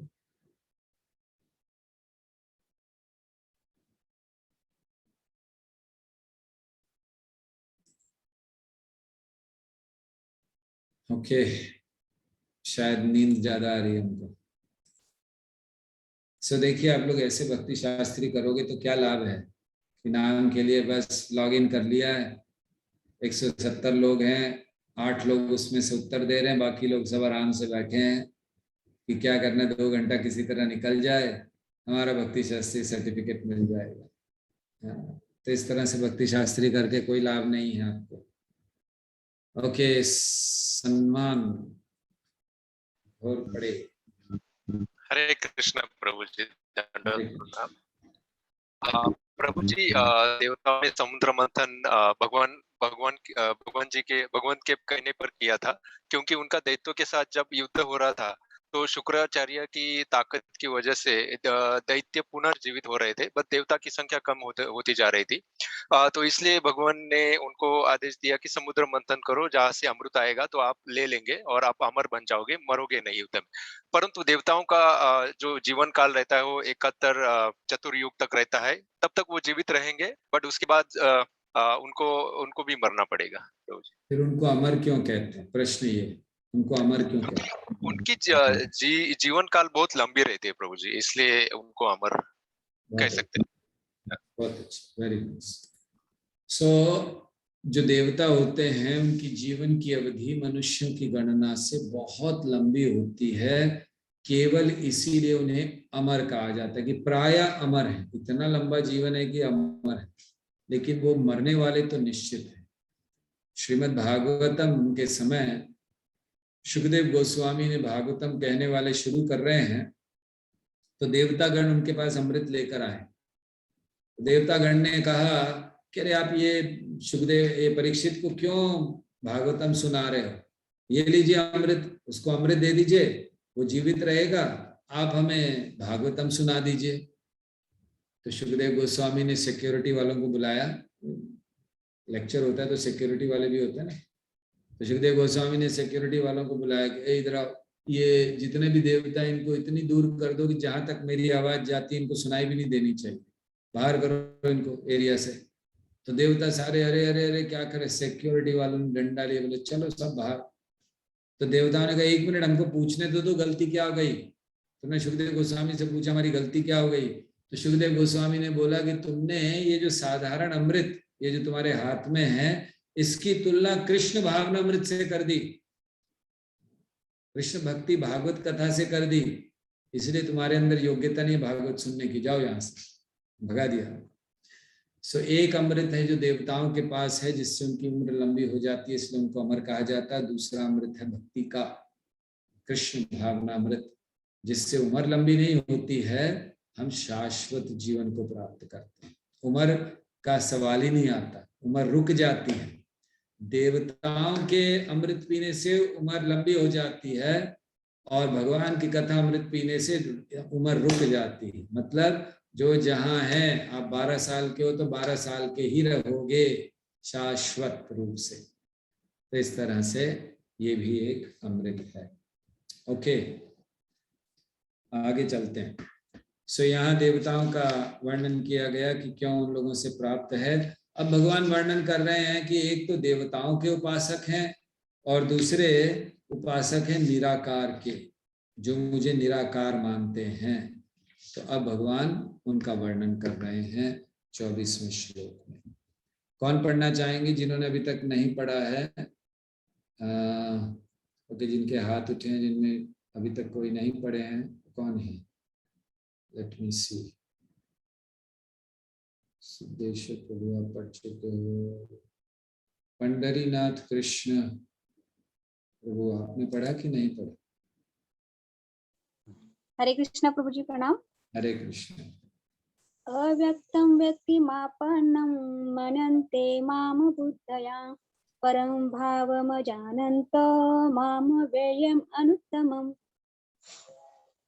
बुद्धिहीन मनुष्य मुझको ठीक से न जानने के कारण सोचते हैं कि मैं भगवान कृष्ण पहले निराकार था और सब मैंने इस स्वरूप को धारण किया है। वे अपने अल्प ज्ञान के कारण मेरी अविनाशी तथा सर्वोच्च प्रकृति को ही नहीं जान पाते। तात्पर्य माता जी, तात्पर्य आप जो ये बड़ा लंबा तात्पर्य है, एकदम आखिरी पैराग्राफ है, उसके ऊपर का जो पैराग्राफ 20वें श्लोक में स्पष्ट है, कामस्तैस्त हित ज्ञान, वहां से पढ़िए। 20वें श्लोक में स्पष्ट है, कामस्तैस्त हित ज्ञानम प्रपद्यन्ते न देवता। जो लोग कामेच्छाओं से अंधे हैं, वे अन्य देवताओं की शरण में जाते हैं। यह स्वीकार किया गया है कि भगवान के अतिरिक्त अन्य देवता भी है, जिनके अपने अपने लोक है और भगवान का भी अपना लोक है। जैसा कि 23वें श्लोक में कहा गया है, देवान देव यजो यान्ति भद्भक्ता यान्ति मामपि। देवताओं के उपासक उनके लोकों को जाते हैं और जो कृष्ण के भक्त है वे कृष्ण लोक को जाते हैं। यद्यपि यह स्पष्ट कहा गया है, किंतु तो भी मूर्ख माया यह है कि भगवान निर्विशेष है और ये विभिन्न रूप उन पर ऊपर से थोपे गए हैं। क्या गीता के अध्ययन से ऐसा प्रतीत होता है कि देवता तथा उनके धाम निर्विशेष है?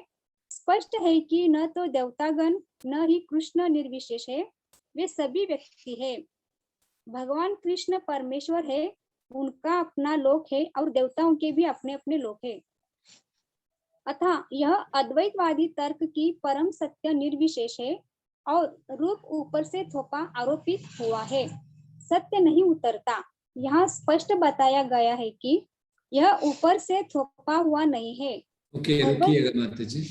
सो यहाँ पर प्रभुपाद समझा रहे हैं कि देवताओं का वर्णन हो गया 20वें श्लोक में, कि देवता कैसे उनका हर एक का अपना अपना लोक होता है, तो वहां जाते हैं, भगवान की जो उपासना करते हैं वहां जाते हैं।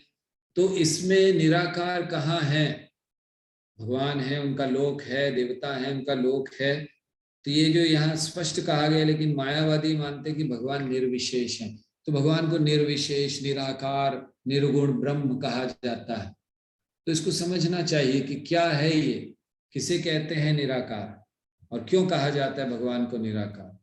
सो भगवान, कई लोग कहते हैं कि भगवान निराकार हैं, कई लोग कहते हैं कि भगवान साकार हैं, और हम लोग वैष्णव ये मानते हैं कि दोनों गलत है।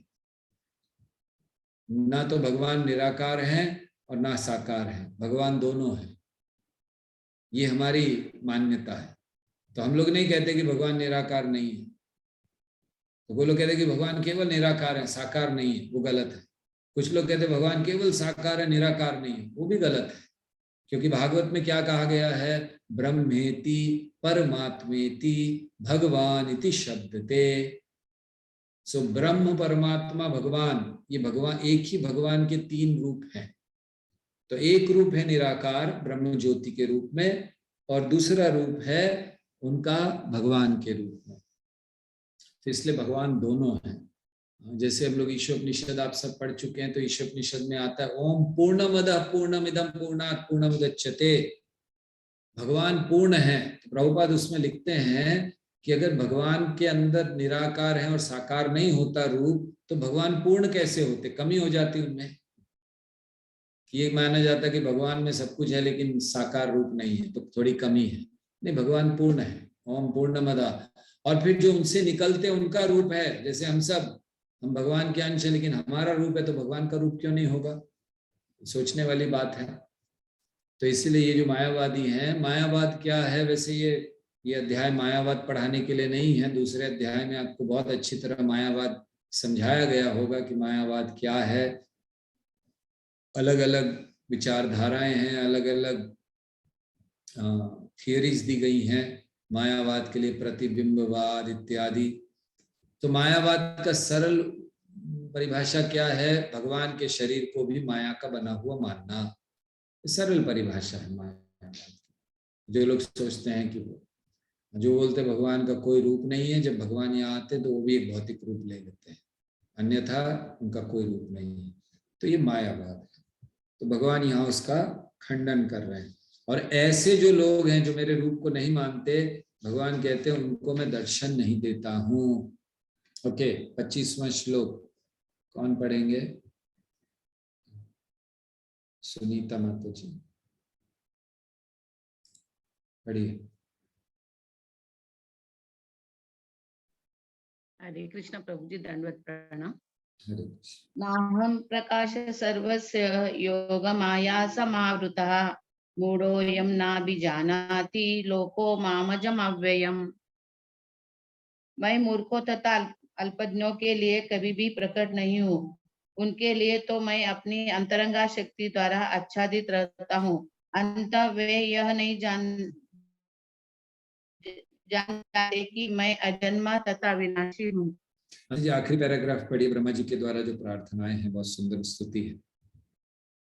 श्रीमद् भागवत में 1.8.19 कुंती ने अपनी प्रार्थना में कहा है कि भगवान योग माया के आवरण से आवृत है तथा सामान्य लोग उन्हें समझ नहीं पाते। ईशोपनिषद में मंत्र 15 भी इस योग माया आवरण की पुष्टि हुई है, जिसमें भक्त प्रार्थना करता है, हिरण्यमयेन पात्रेण सत्यस्या पीहितं मुखं तत्वं कुशन्न पावृणु सत्य धर्माय दृश्यये। हे भगवान, आप समग्र ब्रह्मांड के पालक है और आपकी भक्ति सर्वोच्च धर्म है। अतः मेरी प्रार्थना है कि आप मेरा भी पालन करें। आपका दिव्य रूप योग माया से आवृत है। ब्रह्म ज्योति आपकी अंतरंगा शक्ति का आवरण है। कृपया इस तेज को हटा ले, क्योंकि यह आपके सच्चिदानंद विग्रह के दर्शन में बाधक है। भगवान अपने दिव्य सच्चिदानंद रूप में ब्रह्म ज्योति की अंतरंगा शक्ति से आवृत है, जिसके फलस्वरूप अल्पज्ञानी निर्विशेषवादी परमेश्वर को नहीं देख पाते। ओके, यहाँ पर एक बहुत अच्छी बात समझाई जा रही है कि ये जो निराकारवादी हैं, ये भगवान को ही देख रहे हैं लेकिन पूर्ण ज्ञान में नहीं है। जैसे यहाँ बताया गया, हिरण्यमयेन पात्रेण सत्यस्या पीहितं मुखम, भगवान का मुख भगवान का रूप वो एक ज्योति से ढका हुआ है, ब्रह्म ज्योति। तो क्योंकि उसके परे देख नहीं पाते हैं इसीलिए उसी को भगवान मान लेते हैं। जैसे मान लीजिए सूर्य है, अब हम सूर्य को देख नहीं पाए, बड़ा तेज रोशनी होती तो आंख नहीं होती, तो हमें केवल लाइट लाइट दिखती है। तो कोई पूछे सूर्य क्या है, बोले लाइट है बस केवल। लेकिन सूर्य तो लाइट नहीं है, सूर्य एक प्लैनेट है, उसके अंदर एक लोग रहते हैं, स्वयं प्रकाशमान है। सूर्य इस जगत में हमें आध्यात्मिक जगत का आभास कराता है, क्योंकि आध्यात्मिक जगत में भगवान ने कहा न तद भास्यते सूर्यो न शशांको न पावकः, वहां सूर्य की जरूरत नहीं, इलेक्ट्रिसिटी की जरूरत नहीं है। तो कोई सोच सकता है क्या भगवान अंधकार में रहते हैं, अंधेरे में इलेक्ट्रिसिटी का पैसा बचाते हैं? नहीं, सूर्य जैसे इस जगत में है तो सूर्य स्वयं प्रकाशमान है। क्या आप कहेंगे कि सूर्य में रहने वाले को सूर्य की आवश्यकता पड़ती है, चंद्रमा की आवश्यकता पड़ती है, इलेक्ट्रिसिटी की आवश्यकता पड़ती है? वो स्वयं प्रकाशमान है, दूसरों को प्रकाश दे रहा है।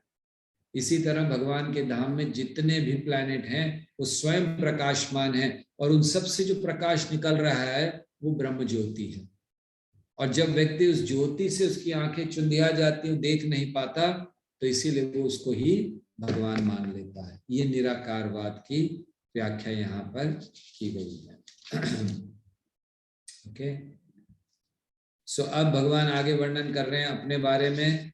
उन्होंने वर्णन कर दिया ब्रह्म के बारे में, वर्णन कर दिया यहाँ जो ब्रह्म के उपासक हैं, देवताओं के उपासक का वर्णन कर दिया। अब वो अपना वर्णन कर रहे हैं कि कौन सा जीव है, जीव मुझे क्यों नहीं जानते हैं, इसका वर्णन भगवान कर रहे हैं। ओके, 26वां श्लोक कौन पढ़ना चाहेंगे?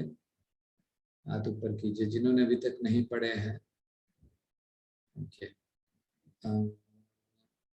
विशाखा प्रिय माता जी, आपने पढ़ा कि नहीं पढ़ा? पढ़िए। नहीं पढ़ा प्रभु जी। पढ़िए। वेदाहं संतितानि वर्तमानानि च अर्जुन, भविष्याणि च भूतानि मां तु वेद न कश्चन। हे अर्जुन, श्री भगवान होने के नाते मैं जो कुछ भूतकाल में घटित हो चुका है और जो वर्तमान में घटित हो रहा है और जो आगे होने वाला है वह सब कुछ जानता हूँ। मैं समस्त जीवों को भी जानता हूँ, किंतु मुझे कोई नहीं जानता। तात्पर्य, पढ़िए। यहाँ पर साकारता तथा निराकारता का स्पष्ट उल्लेख है। यदि भगवान कृष्ण का स्वरूप माया होता, जैसा कि मायावादी मानते हैं, तो उन्हें भी जीवात्मा की भांति अपना शरीर बदलना पड़ता और विगत जीवन के विषय में सब कुछ विस्मरण हो जाता। कोई भी भौतिक देहधारी अपने विगत जीवन की स्मृति बनाए नहीं रख पाता, न ही वह भावी जीवन के विषय में या वर्तमान जीवन की उपलब्धि के विषय में भविष्यवाणी कर सकता है। अतः वह यह नहीं जानता कि भूत, वर्तमान तथा भविष्य में क्या घट रहा है। भौतिक कल्मश से मुक्त हुए बिना वह ऐसा नहीं कर सकता।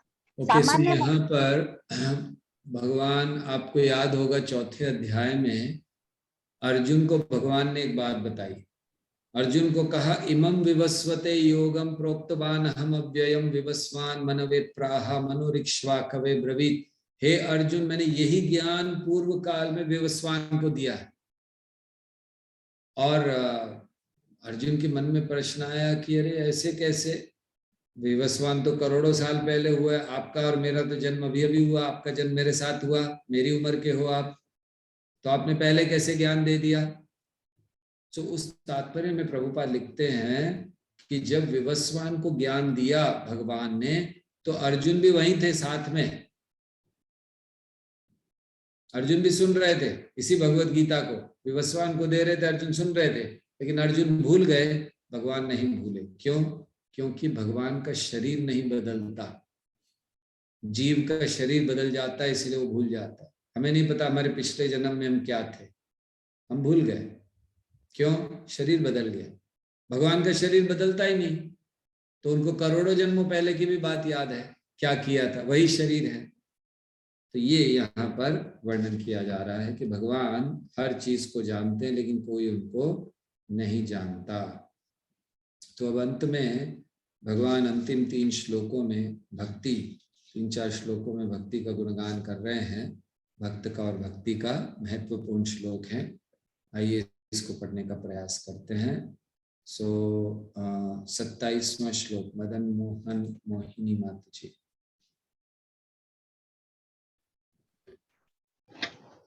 हरे कृष्णा, दंडोत प्रणाम। इच्छा द्वेष समुत्थेन द्वंद्व मोहेन भारत सर्वभूतानि सम्मोहं सर्गे यान्ति परन्तप। ऐकू येते ना प्रभूजी? हाँ जी, सुनाई दे रहा। हा.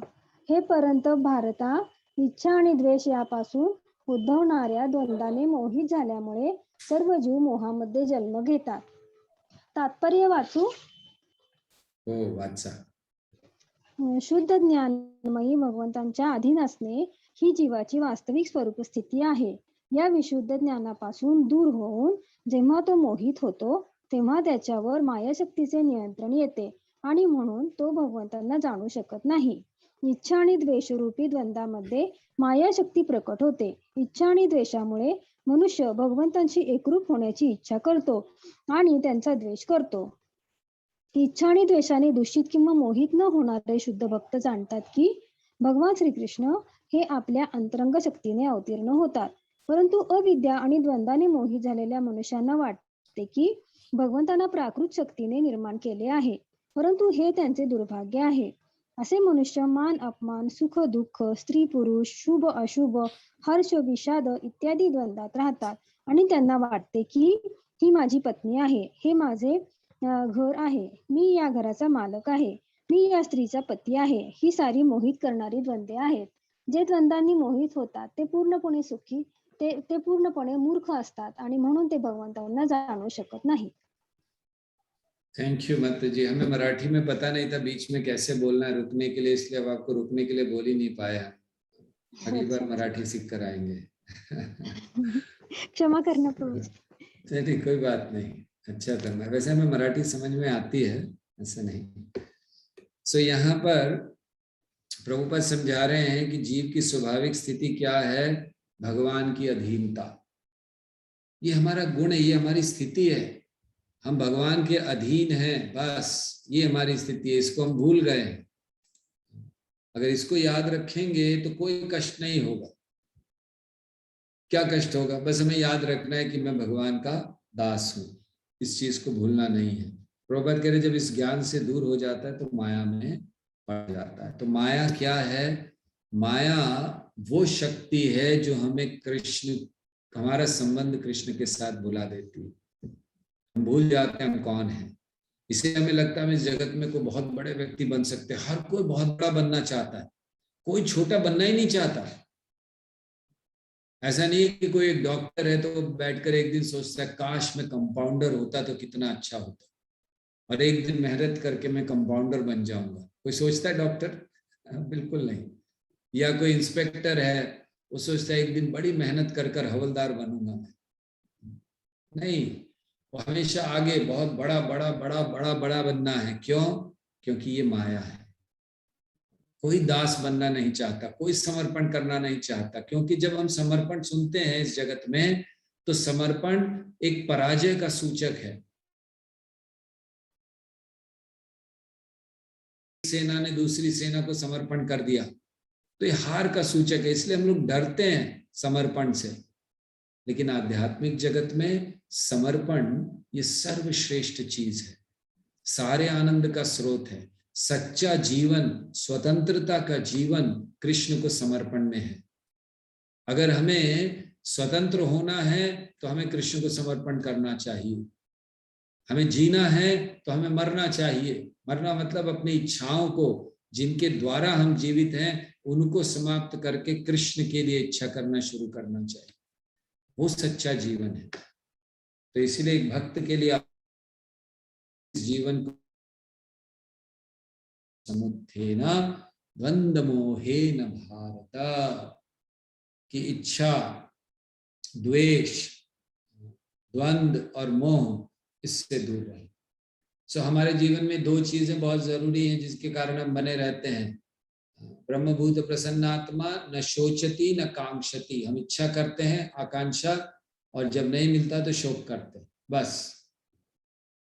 तो इन दोनों से हमें परे जाना है। और जब इन दोनों से परे जाएंगे तब क्या होगा, भगवान की दृढ़ भक्ति हम कर पाएंगे, जो अगले श्लोक में भगवान कह रहे हैं 28वें श्लोक में। कौन पढ़ना चाहेंगे?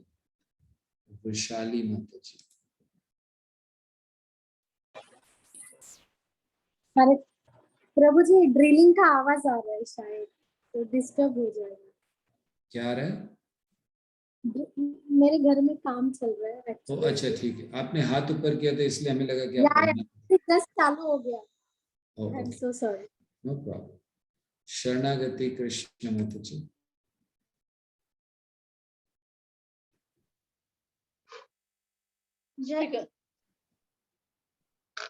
जरा मरण मोक्षाय मामाश्रित्य यतन्ति। माता जी एक श्लोक रह गया शायद, अगर आपकी इच्छा हो तो उसको पढ़ लीजिए पहले। येषां तन्तगतं पापं जनानां पुण्यकर्मणां ते द्वन्द्वमोहनिर्मुक्ता भजन्ते मां दृढव्रतः।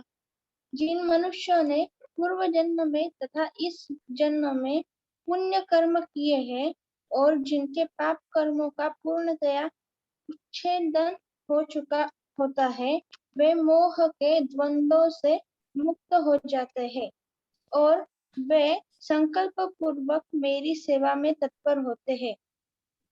चैतन्य चरितामृत की मध्य लीला में 3 प्रकार की सुकृति बताई गई है। सुकृति मतलब अच्छे कार्य, जैसे यहाँ का जिन मनुष्य ने पूर्व जन्मों में तथा इस जन्म में पुण्य कर्म किए हैं तो सुकृति बताई है। एक सुकृति होती है भोगोन्मुखी सुकृति, मतलब ऐसे कार्य जिससे भोग मिलता है। दूसरी होती है मोक्षोन्मुखी सुकृति, जिससे मोक्ष मिलता है। और तीसरा होता है भक्त्योन्मुखी सुकृति, जिससे भक्ति मिलती है। तो यहाँ वर्णन किया गया है कि आपके जो पूर्व में आपने ऐसे अच्छे कार्य किए जिससे भक्ति मिल रही है, उसके द्वारा आप इस जन्म में पापों को दूर करते हैं और संकल्प पूर्वक दृढ़ता से सेवा करते हैं। हम सबको दृढ़ता से भक्ति करनी है। दृढ़ता से भक्ति करने का अर्थ क्या है? कृष्ण भावनामृत में आगे बढ़ना है। बहुत सारी चुनौतियां हैं, कोई बात नहीं, हमें अपने बल को बढ़ाते जाना है। चुनौतियां भी बढ़ेंगी, बल को भी बढ़ाइए। चैलेंजेस बढ़ेंगे, अपनी पावर बढ़ाइए। हम अपनी पावर कैसे बढ़ाते हैं भक्ति में? चैंटिंग के द्वारा, भक्तों की सेवा के द्वारा, अध्ययन के द्वारा। तो ये बहुत महत्वपूर्ण चीजें, श्रवण, कीर्तन, स्मरण, वंदन, इनके द्वारा हम अपनी शक्ति बढ़ाते जाते हैं। चुनौतियां आएंगी, उनका सामना करके हमें आगे जाना चाहिए। इसे दृढ़ता कहा जाता है। तो जितना ज्यादा हमारे अंदर भौतिक इच्छाएं हैं और भौतिक अस्तित्व का जितना भी हमारा समय कम होता जाता है, मतलब हम ऐसे कार्य करते हैं जिससे भौतिक अस्तित्व का समय कम है, तो उतना ही हमें भक्तों का संग अधिक मिलता है। अगर आपको भक्तों का संग अधिक नहीं मिल रहा है तो ये जान लीजिए कि अभी आपका भौतिक अस्तित्व बहुत लंबा है। लेकिन अगर आपको सतत भक्तों का संग मिलना शुरू हो गया तो जान लीजिए कि आपका भौतिक अस्तित्व ज्यादा समय नहीं रहेगा, ये भौतिक जीवन ज्यादा समय नहीं रहेगा, फिर जल्दी ही आप भगवान के धाम जाओगे। तो ये महत्वपूर्ण चीज यहाँ पर है। प्रभुपाद समझा रहे हैं कि श्रीमद् भागवत में कहा गया यदि कोई सचमुच मुक्ति चाहता है तो उसे भक्तों की सेवा करनी चाहिए। देखिए यह महत्वपूर्ण चीज, भक्तों के महत्व को प्रभुपाद समझा रहे हैं कि अगर किसी को सचमुच मुक्ति चाहिए तो भक्तों की सेवा करनी चाहिए। महत् सेवां द्वारम आहुर विमुक्ते। किंतु जो भौतिकवादी पुरुषों की संगति करता है वह संसार के गहन अंधकार की ओर अग्रसर होता है। तमोद्वारम योषिताम संगी संगम। भगवान के सारे भक्त विश्व भर का भ्रमण इसलिए करते हैं जिससे वे बद्ध जीवों को उनके मोह से उबार सकें। मायावादी ये नहीं जान पाते कि परमेश्वर के अधीन अपनी स्वाभाविक स्थिति को भूलना ही ईश्वरीय नियम की सबसे बड़ी अवहेलना है। जब तक स्वाभाविक स्थिति प्राप्त नहीं कर लेता तब तक संकल्प के साथ भक्ति में प्रवृत्त हो पाना कठिन है। तो यहाँ कहा गया कि जब पाप खत्म हो जाएंगे तब भक्ति होगी, लेकिन भक्ति करेंगे तभी तो पाप खत्म होंगे। तो दोनों कैसे करें? एक तरफ कहा जा रहा है कि भक्ति करो जिससे पाप खत्म होंगे, और यहाँ पर कहा कि जब आपके पाप खत्म हो जाएंगे तब आप भक्ति करोगे। दोनों को कैसे समझें? यहाँ पर दृढ़ भक्ति की बात है, भजन्ते माम दृढ़ व्रता। तो जब तक आप अपने पाप समाप्त नहीं करोगे भक्ति में दृढ़ता नहीं आएगी। इसीलिए बंद कीजिए पापमय जीवन। अगर एक दिन आज बैठ जाइए, जाकर देखिए, लिस्ट बनाइए आप कौन कौन से पाप कर रहे हैं और बंद कीजिए उस पाप को करना, तब जाकर हम भगवान की भक्ति अच्छे से कर पाएंगे। ओके, 2 श्लोक बचे हैं, समय है हमारे पास 8 मिनट का, और इन 2 श्लोकों को कर पाएंगे। 29 श्लोक, जरा मरण मोक्षाय माम आश्रित्य। कौन पढ़ेंगे? श्रृंगार दर्शिनी माता जी, आपने पढ़ा पहले या नहीं पढ़ा? हरे कृष्णा प्रभु जी, दंडवत प्रणाम। हरे कृष्ण, पढ़िए। जरा मरण मोक्षाय मामाश्रित्य यतन्ति ये, ते ब्रह्म तद्विदु कृष्णम अध्यात्मम कर्म चाखिलम। जो जरा तथा मृत्यु से मुक्ति पाने के लिए यत्नशील रहते हैं, वे बुद्धिमान व्यक्ति मेरी भक्ति की शरण ग्रहण करते हैं। वे वास्तव में ब्रह्म है, क्योंकि वे दिव्य कर्मों के विषय में पूरी तरह से जानते हैं। तात्पर्य, जन्म मृत्यु जरा तथा रोग इस भौतिक शरीर को सताते हैं, आध्यात्मिक शरीर को नहीं। आध्यात्मिक शरीर के लिए न जन्म है, न मृत्यु, न जरा, न रोग। अतः जिसे आध्यात्मिक शरीर प्राप्त हो जाता है वह श्री भगवान का पार्षद बन जाता है और नित्य भक्ति करता है, वही मुक्त है। अहम ब्रह्मास्मि, मैं आत्मा हूँ, कहा गया है कि मनुष्य को चाहिए कि वह यह समझे कि मैं ब्रह्म या आत्मा हूँ। जीवन का यह ब्रह्मबोध की भक्ति है। जैसा कि इस श्लोक में कहा गया है, शुद्ध भक्त ब्रह्मपद पर आसीन होते हैं और वे दिव्य कर्मों के विषय में सब कुछ जानते रहते हैं। ओके, सो यहाँ भक्तों का वर्णन है कि जो भगवान के भक्त होते हैं वो दिव्य स्तर पर होते हैं, क्योंकि वो भगवान की दिव्य सेवा में रत हैं। भगवान की सेवा दिव्य स्तर पर है। तो इसमें जो भी पहले वर्णन किया गया 4 प्रकार के लोगों का, तो वो लोग भी भगवत कृपा से भक्ति को प्राप्त कर सकते हैं। लेकिन देवताओं के उपासक, यहाँ वर्णन है, कभी भी भगवत धाम नहीं पहुंच पाते। क्यों? क्योंकि वो देवताओं की पूजा करते हैं, अंततः देवताओं के पास जाएंगे। तो इसलिए हमें प्रयास करना चाहिए कि हम सब भगवान की पूजा भक्ति में लगे रहें। ओके, सो इस अध्याय का आखिरी श्लोक है। इस श्लोक का अनुवाद, तात्पर्य, श्लोक और श्लोक का अनुवाद और तात्पर्य पूरा पढ़ेंगे ताकि अध्याय समाप्त हो सके। कौन पढ़ना चाहेंगे आखिरी? यस, राघवन प्रभु।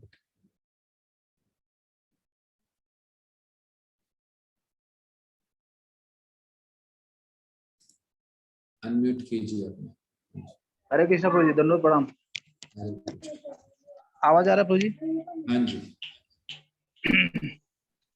साधिभूताधिदेवं मां साधियंगम च एव विदु प्राणकाले अपि च माते विदुर युक्तचेतस। तो ऐसा लग रहा है कि आप ऐसा लग रहा था कि आप चाकू लेकर बैठे हैं और श्लोकों का ऐसे मर्डर कर रहे हैं, काट काट धड़ाधड़ इधर उधर। साधिभूतादिदैवं मां साधियज्ञं च ये विदुः प्रयाण कालेऽपि च मां विदुर्युक्तः चेतसः। यस, पढ़िए अनुवाद। थोड़ा जब आप लोग श्लोक पढ़े, भक्ति शास्त्री स्टूडेंट हो आप लोग, ऐसे मर्डर मत किया करो, हत्याएं रोज के रोज। ऐसा लगता है कोई चाकू लेके बैठा है, कोई तलवार लेकर बैठा है, ऐसे काटते हो आप लोग श्लोकों को। जरा प्रेम से बोला करो। यस, पढ़िए प्रभु अनुवाद। जो मुझ परमेश्वर को मेरी पूर्ण चेतना में रहकर मुझे जगत का, देवताओं का तथा समस्त यज्ञ विधियों का नियामक जानते हैं, वे अपनी मृत्यु के समय भी मुझ भगवान को जान और समझ सकते हैं। तात्पर्य, कृष्ण भावनामृत में कर्म करने वाले मनुष्य कभी भी भगवान को पूर्णतया समझने के पथ से विचलित नहीं होते। कृष्ण भावनामृत के दिव्य सानिध्य से मनुष्य यह समझ सकता है कि भगवान किस तरह भौतिक जगत तथा देवताओं तक के नियामक हैं। धीरे धीरे ऐसी दिव्य संगति से मनुष्य का भगवान में विश्वास बढ़ता है। अतः मृत्यु के समय ऐसा कृष्ण भावना भावित व्यक्ति कृष्ण को कभी भूला नहीं पाता। अतः वह सहज ही भगवत धाम गोलोक वृंदावन को प्राप्त होता है। यह 7वां अध्याय विशेष रूप से बताता है कि कोई किस प्रकार से पूर्णतया कृष्ण भावना भावित हो सकता है। कृष्ण भावना का शुभारंभ ऐसे व्यक्तियों के सानिध्य से होता है जो कृष्ण भावना भावित होते हैं। ऐसी सानिध्य आध्यात्मिक होता है और इससे मनुष्य प्रत्यक्ष भगवान के संसर्ग में आता है और भगवत कृपा से वह कृष्ण को भगवान समझ सकता है। साथ ही वह जीव के वास्तविक स्वरूप को समझ सकता है और यह समझ सकता है कि किस प्रकार जीव कृष्ण को भुलाकर भौतिक कार्यों में उलझ जाता है।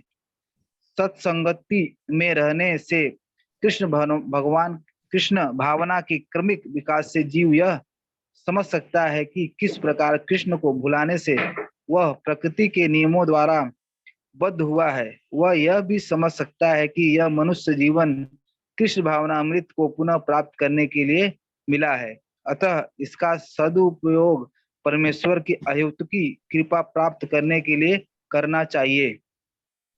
इस अध्याय में जिन अनेक विषयों की विवेचना की गई है वे हैं दुख में पड़ा हुआ मनुष्य, जिज्ञासु मानव, अभावग्रस्त मानव, ब्रह्म ज्ञान, परमात्मा ज्ञान, जन्म मृत्यु तथा रोग से मुक्ति एवं परमेश्वर की पूजा।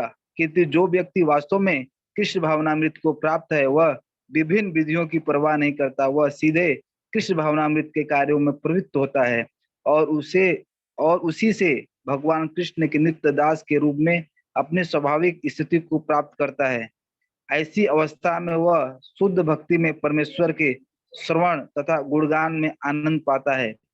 उसे पूर्ण विश्वास रहता है कि ऐसा करने से उसके सारे उद्देश्य की पूर्ति होगी। ऐसी दृढ़ श्रद्धा दृढ़ व्रत कहलाती है और यह भक्ति योग या दिव्य प्रेम भक्ति की शुरुआत होती है। समस्त शास्त्रों का यही मत है। भगवत गीता का यह 7वां अध्याय इसी निश्चय का सारांश है। इस प्रकार श्रीमद् भगवत गीता के 7वें अध्याय का भगवत ज्ञान का भक्ति वेदांत तात्पर्य पूर्ण हुआ। हरे कृष्ण कृष्ण कृष्ण हरे हरे, हरे राम राम राम हरे हरे। सो भगवान ने अंतिम 2 श्लोकों में 6 शब्दों का इस्तेमाल किया। क्या शब्दों का इस्तेमाल किया? भगवान ने ब्रह्म, आत्म, कर्म, भौतिक जगत, आदिभूतम, आदिदैवम, तो ये सब शब्द इस्तेमाल किए। जैसे हम लोग यहाँ देख रहे हैं ना, आदिभूतम दैवम, आदिदैवम, आदि यज्ञम, और उन्होंने पहले किया ब्रह्म कृत्स्नम कर्म चाखिलम। तो 6 ऐसे शब्दों का इस्तेमाल किया। अर्जुन को समझ नहीं आए तो अगले अध्याय के पहले 2 श्लोकों में अर्जुन इन 6 शब्दों का अर्थ पूछेंगे। किम तद ब्रह्म किम अध्यात्मम किम कर्म पुरुषोत्तम अधिभूतम च किम प्रोक्तम अधिदैवम किम उच्यते। तो भगवान पहले 7 प्रश्नों का तो एक साथ उत्तर दे देते हैं और 8वां प्रश्न कि मृत्यु के समय क्या होगा, ये जो अर्जुन ने प्रश्न किया था कि मृत्यु के समय क्या होता है, आपको कैसे मृत्यु के समय भक्ति करने वाला जान सकता है, उसका वर्णन पूरे अध्याय में भगवान ने किया। तो ये 8वां अध्याय अब आगे प्रारंभ होगा। हरे कृष्णा कृष्ण कृष्ण हरे हरे, हरे राम राम राम हरे हरे।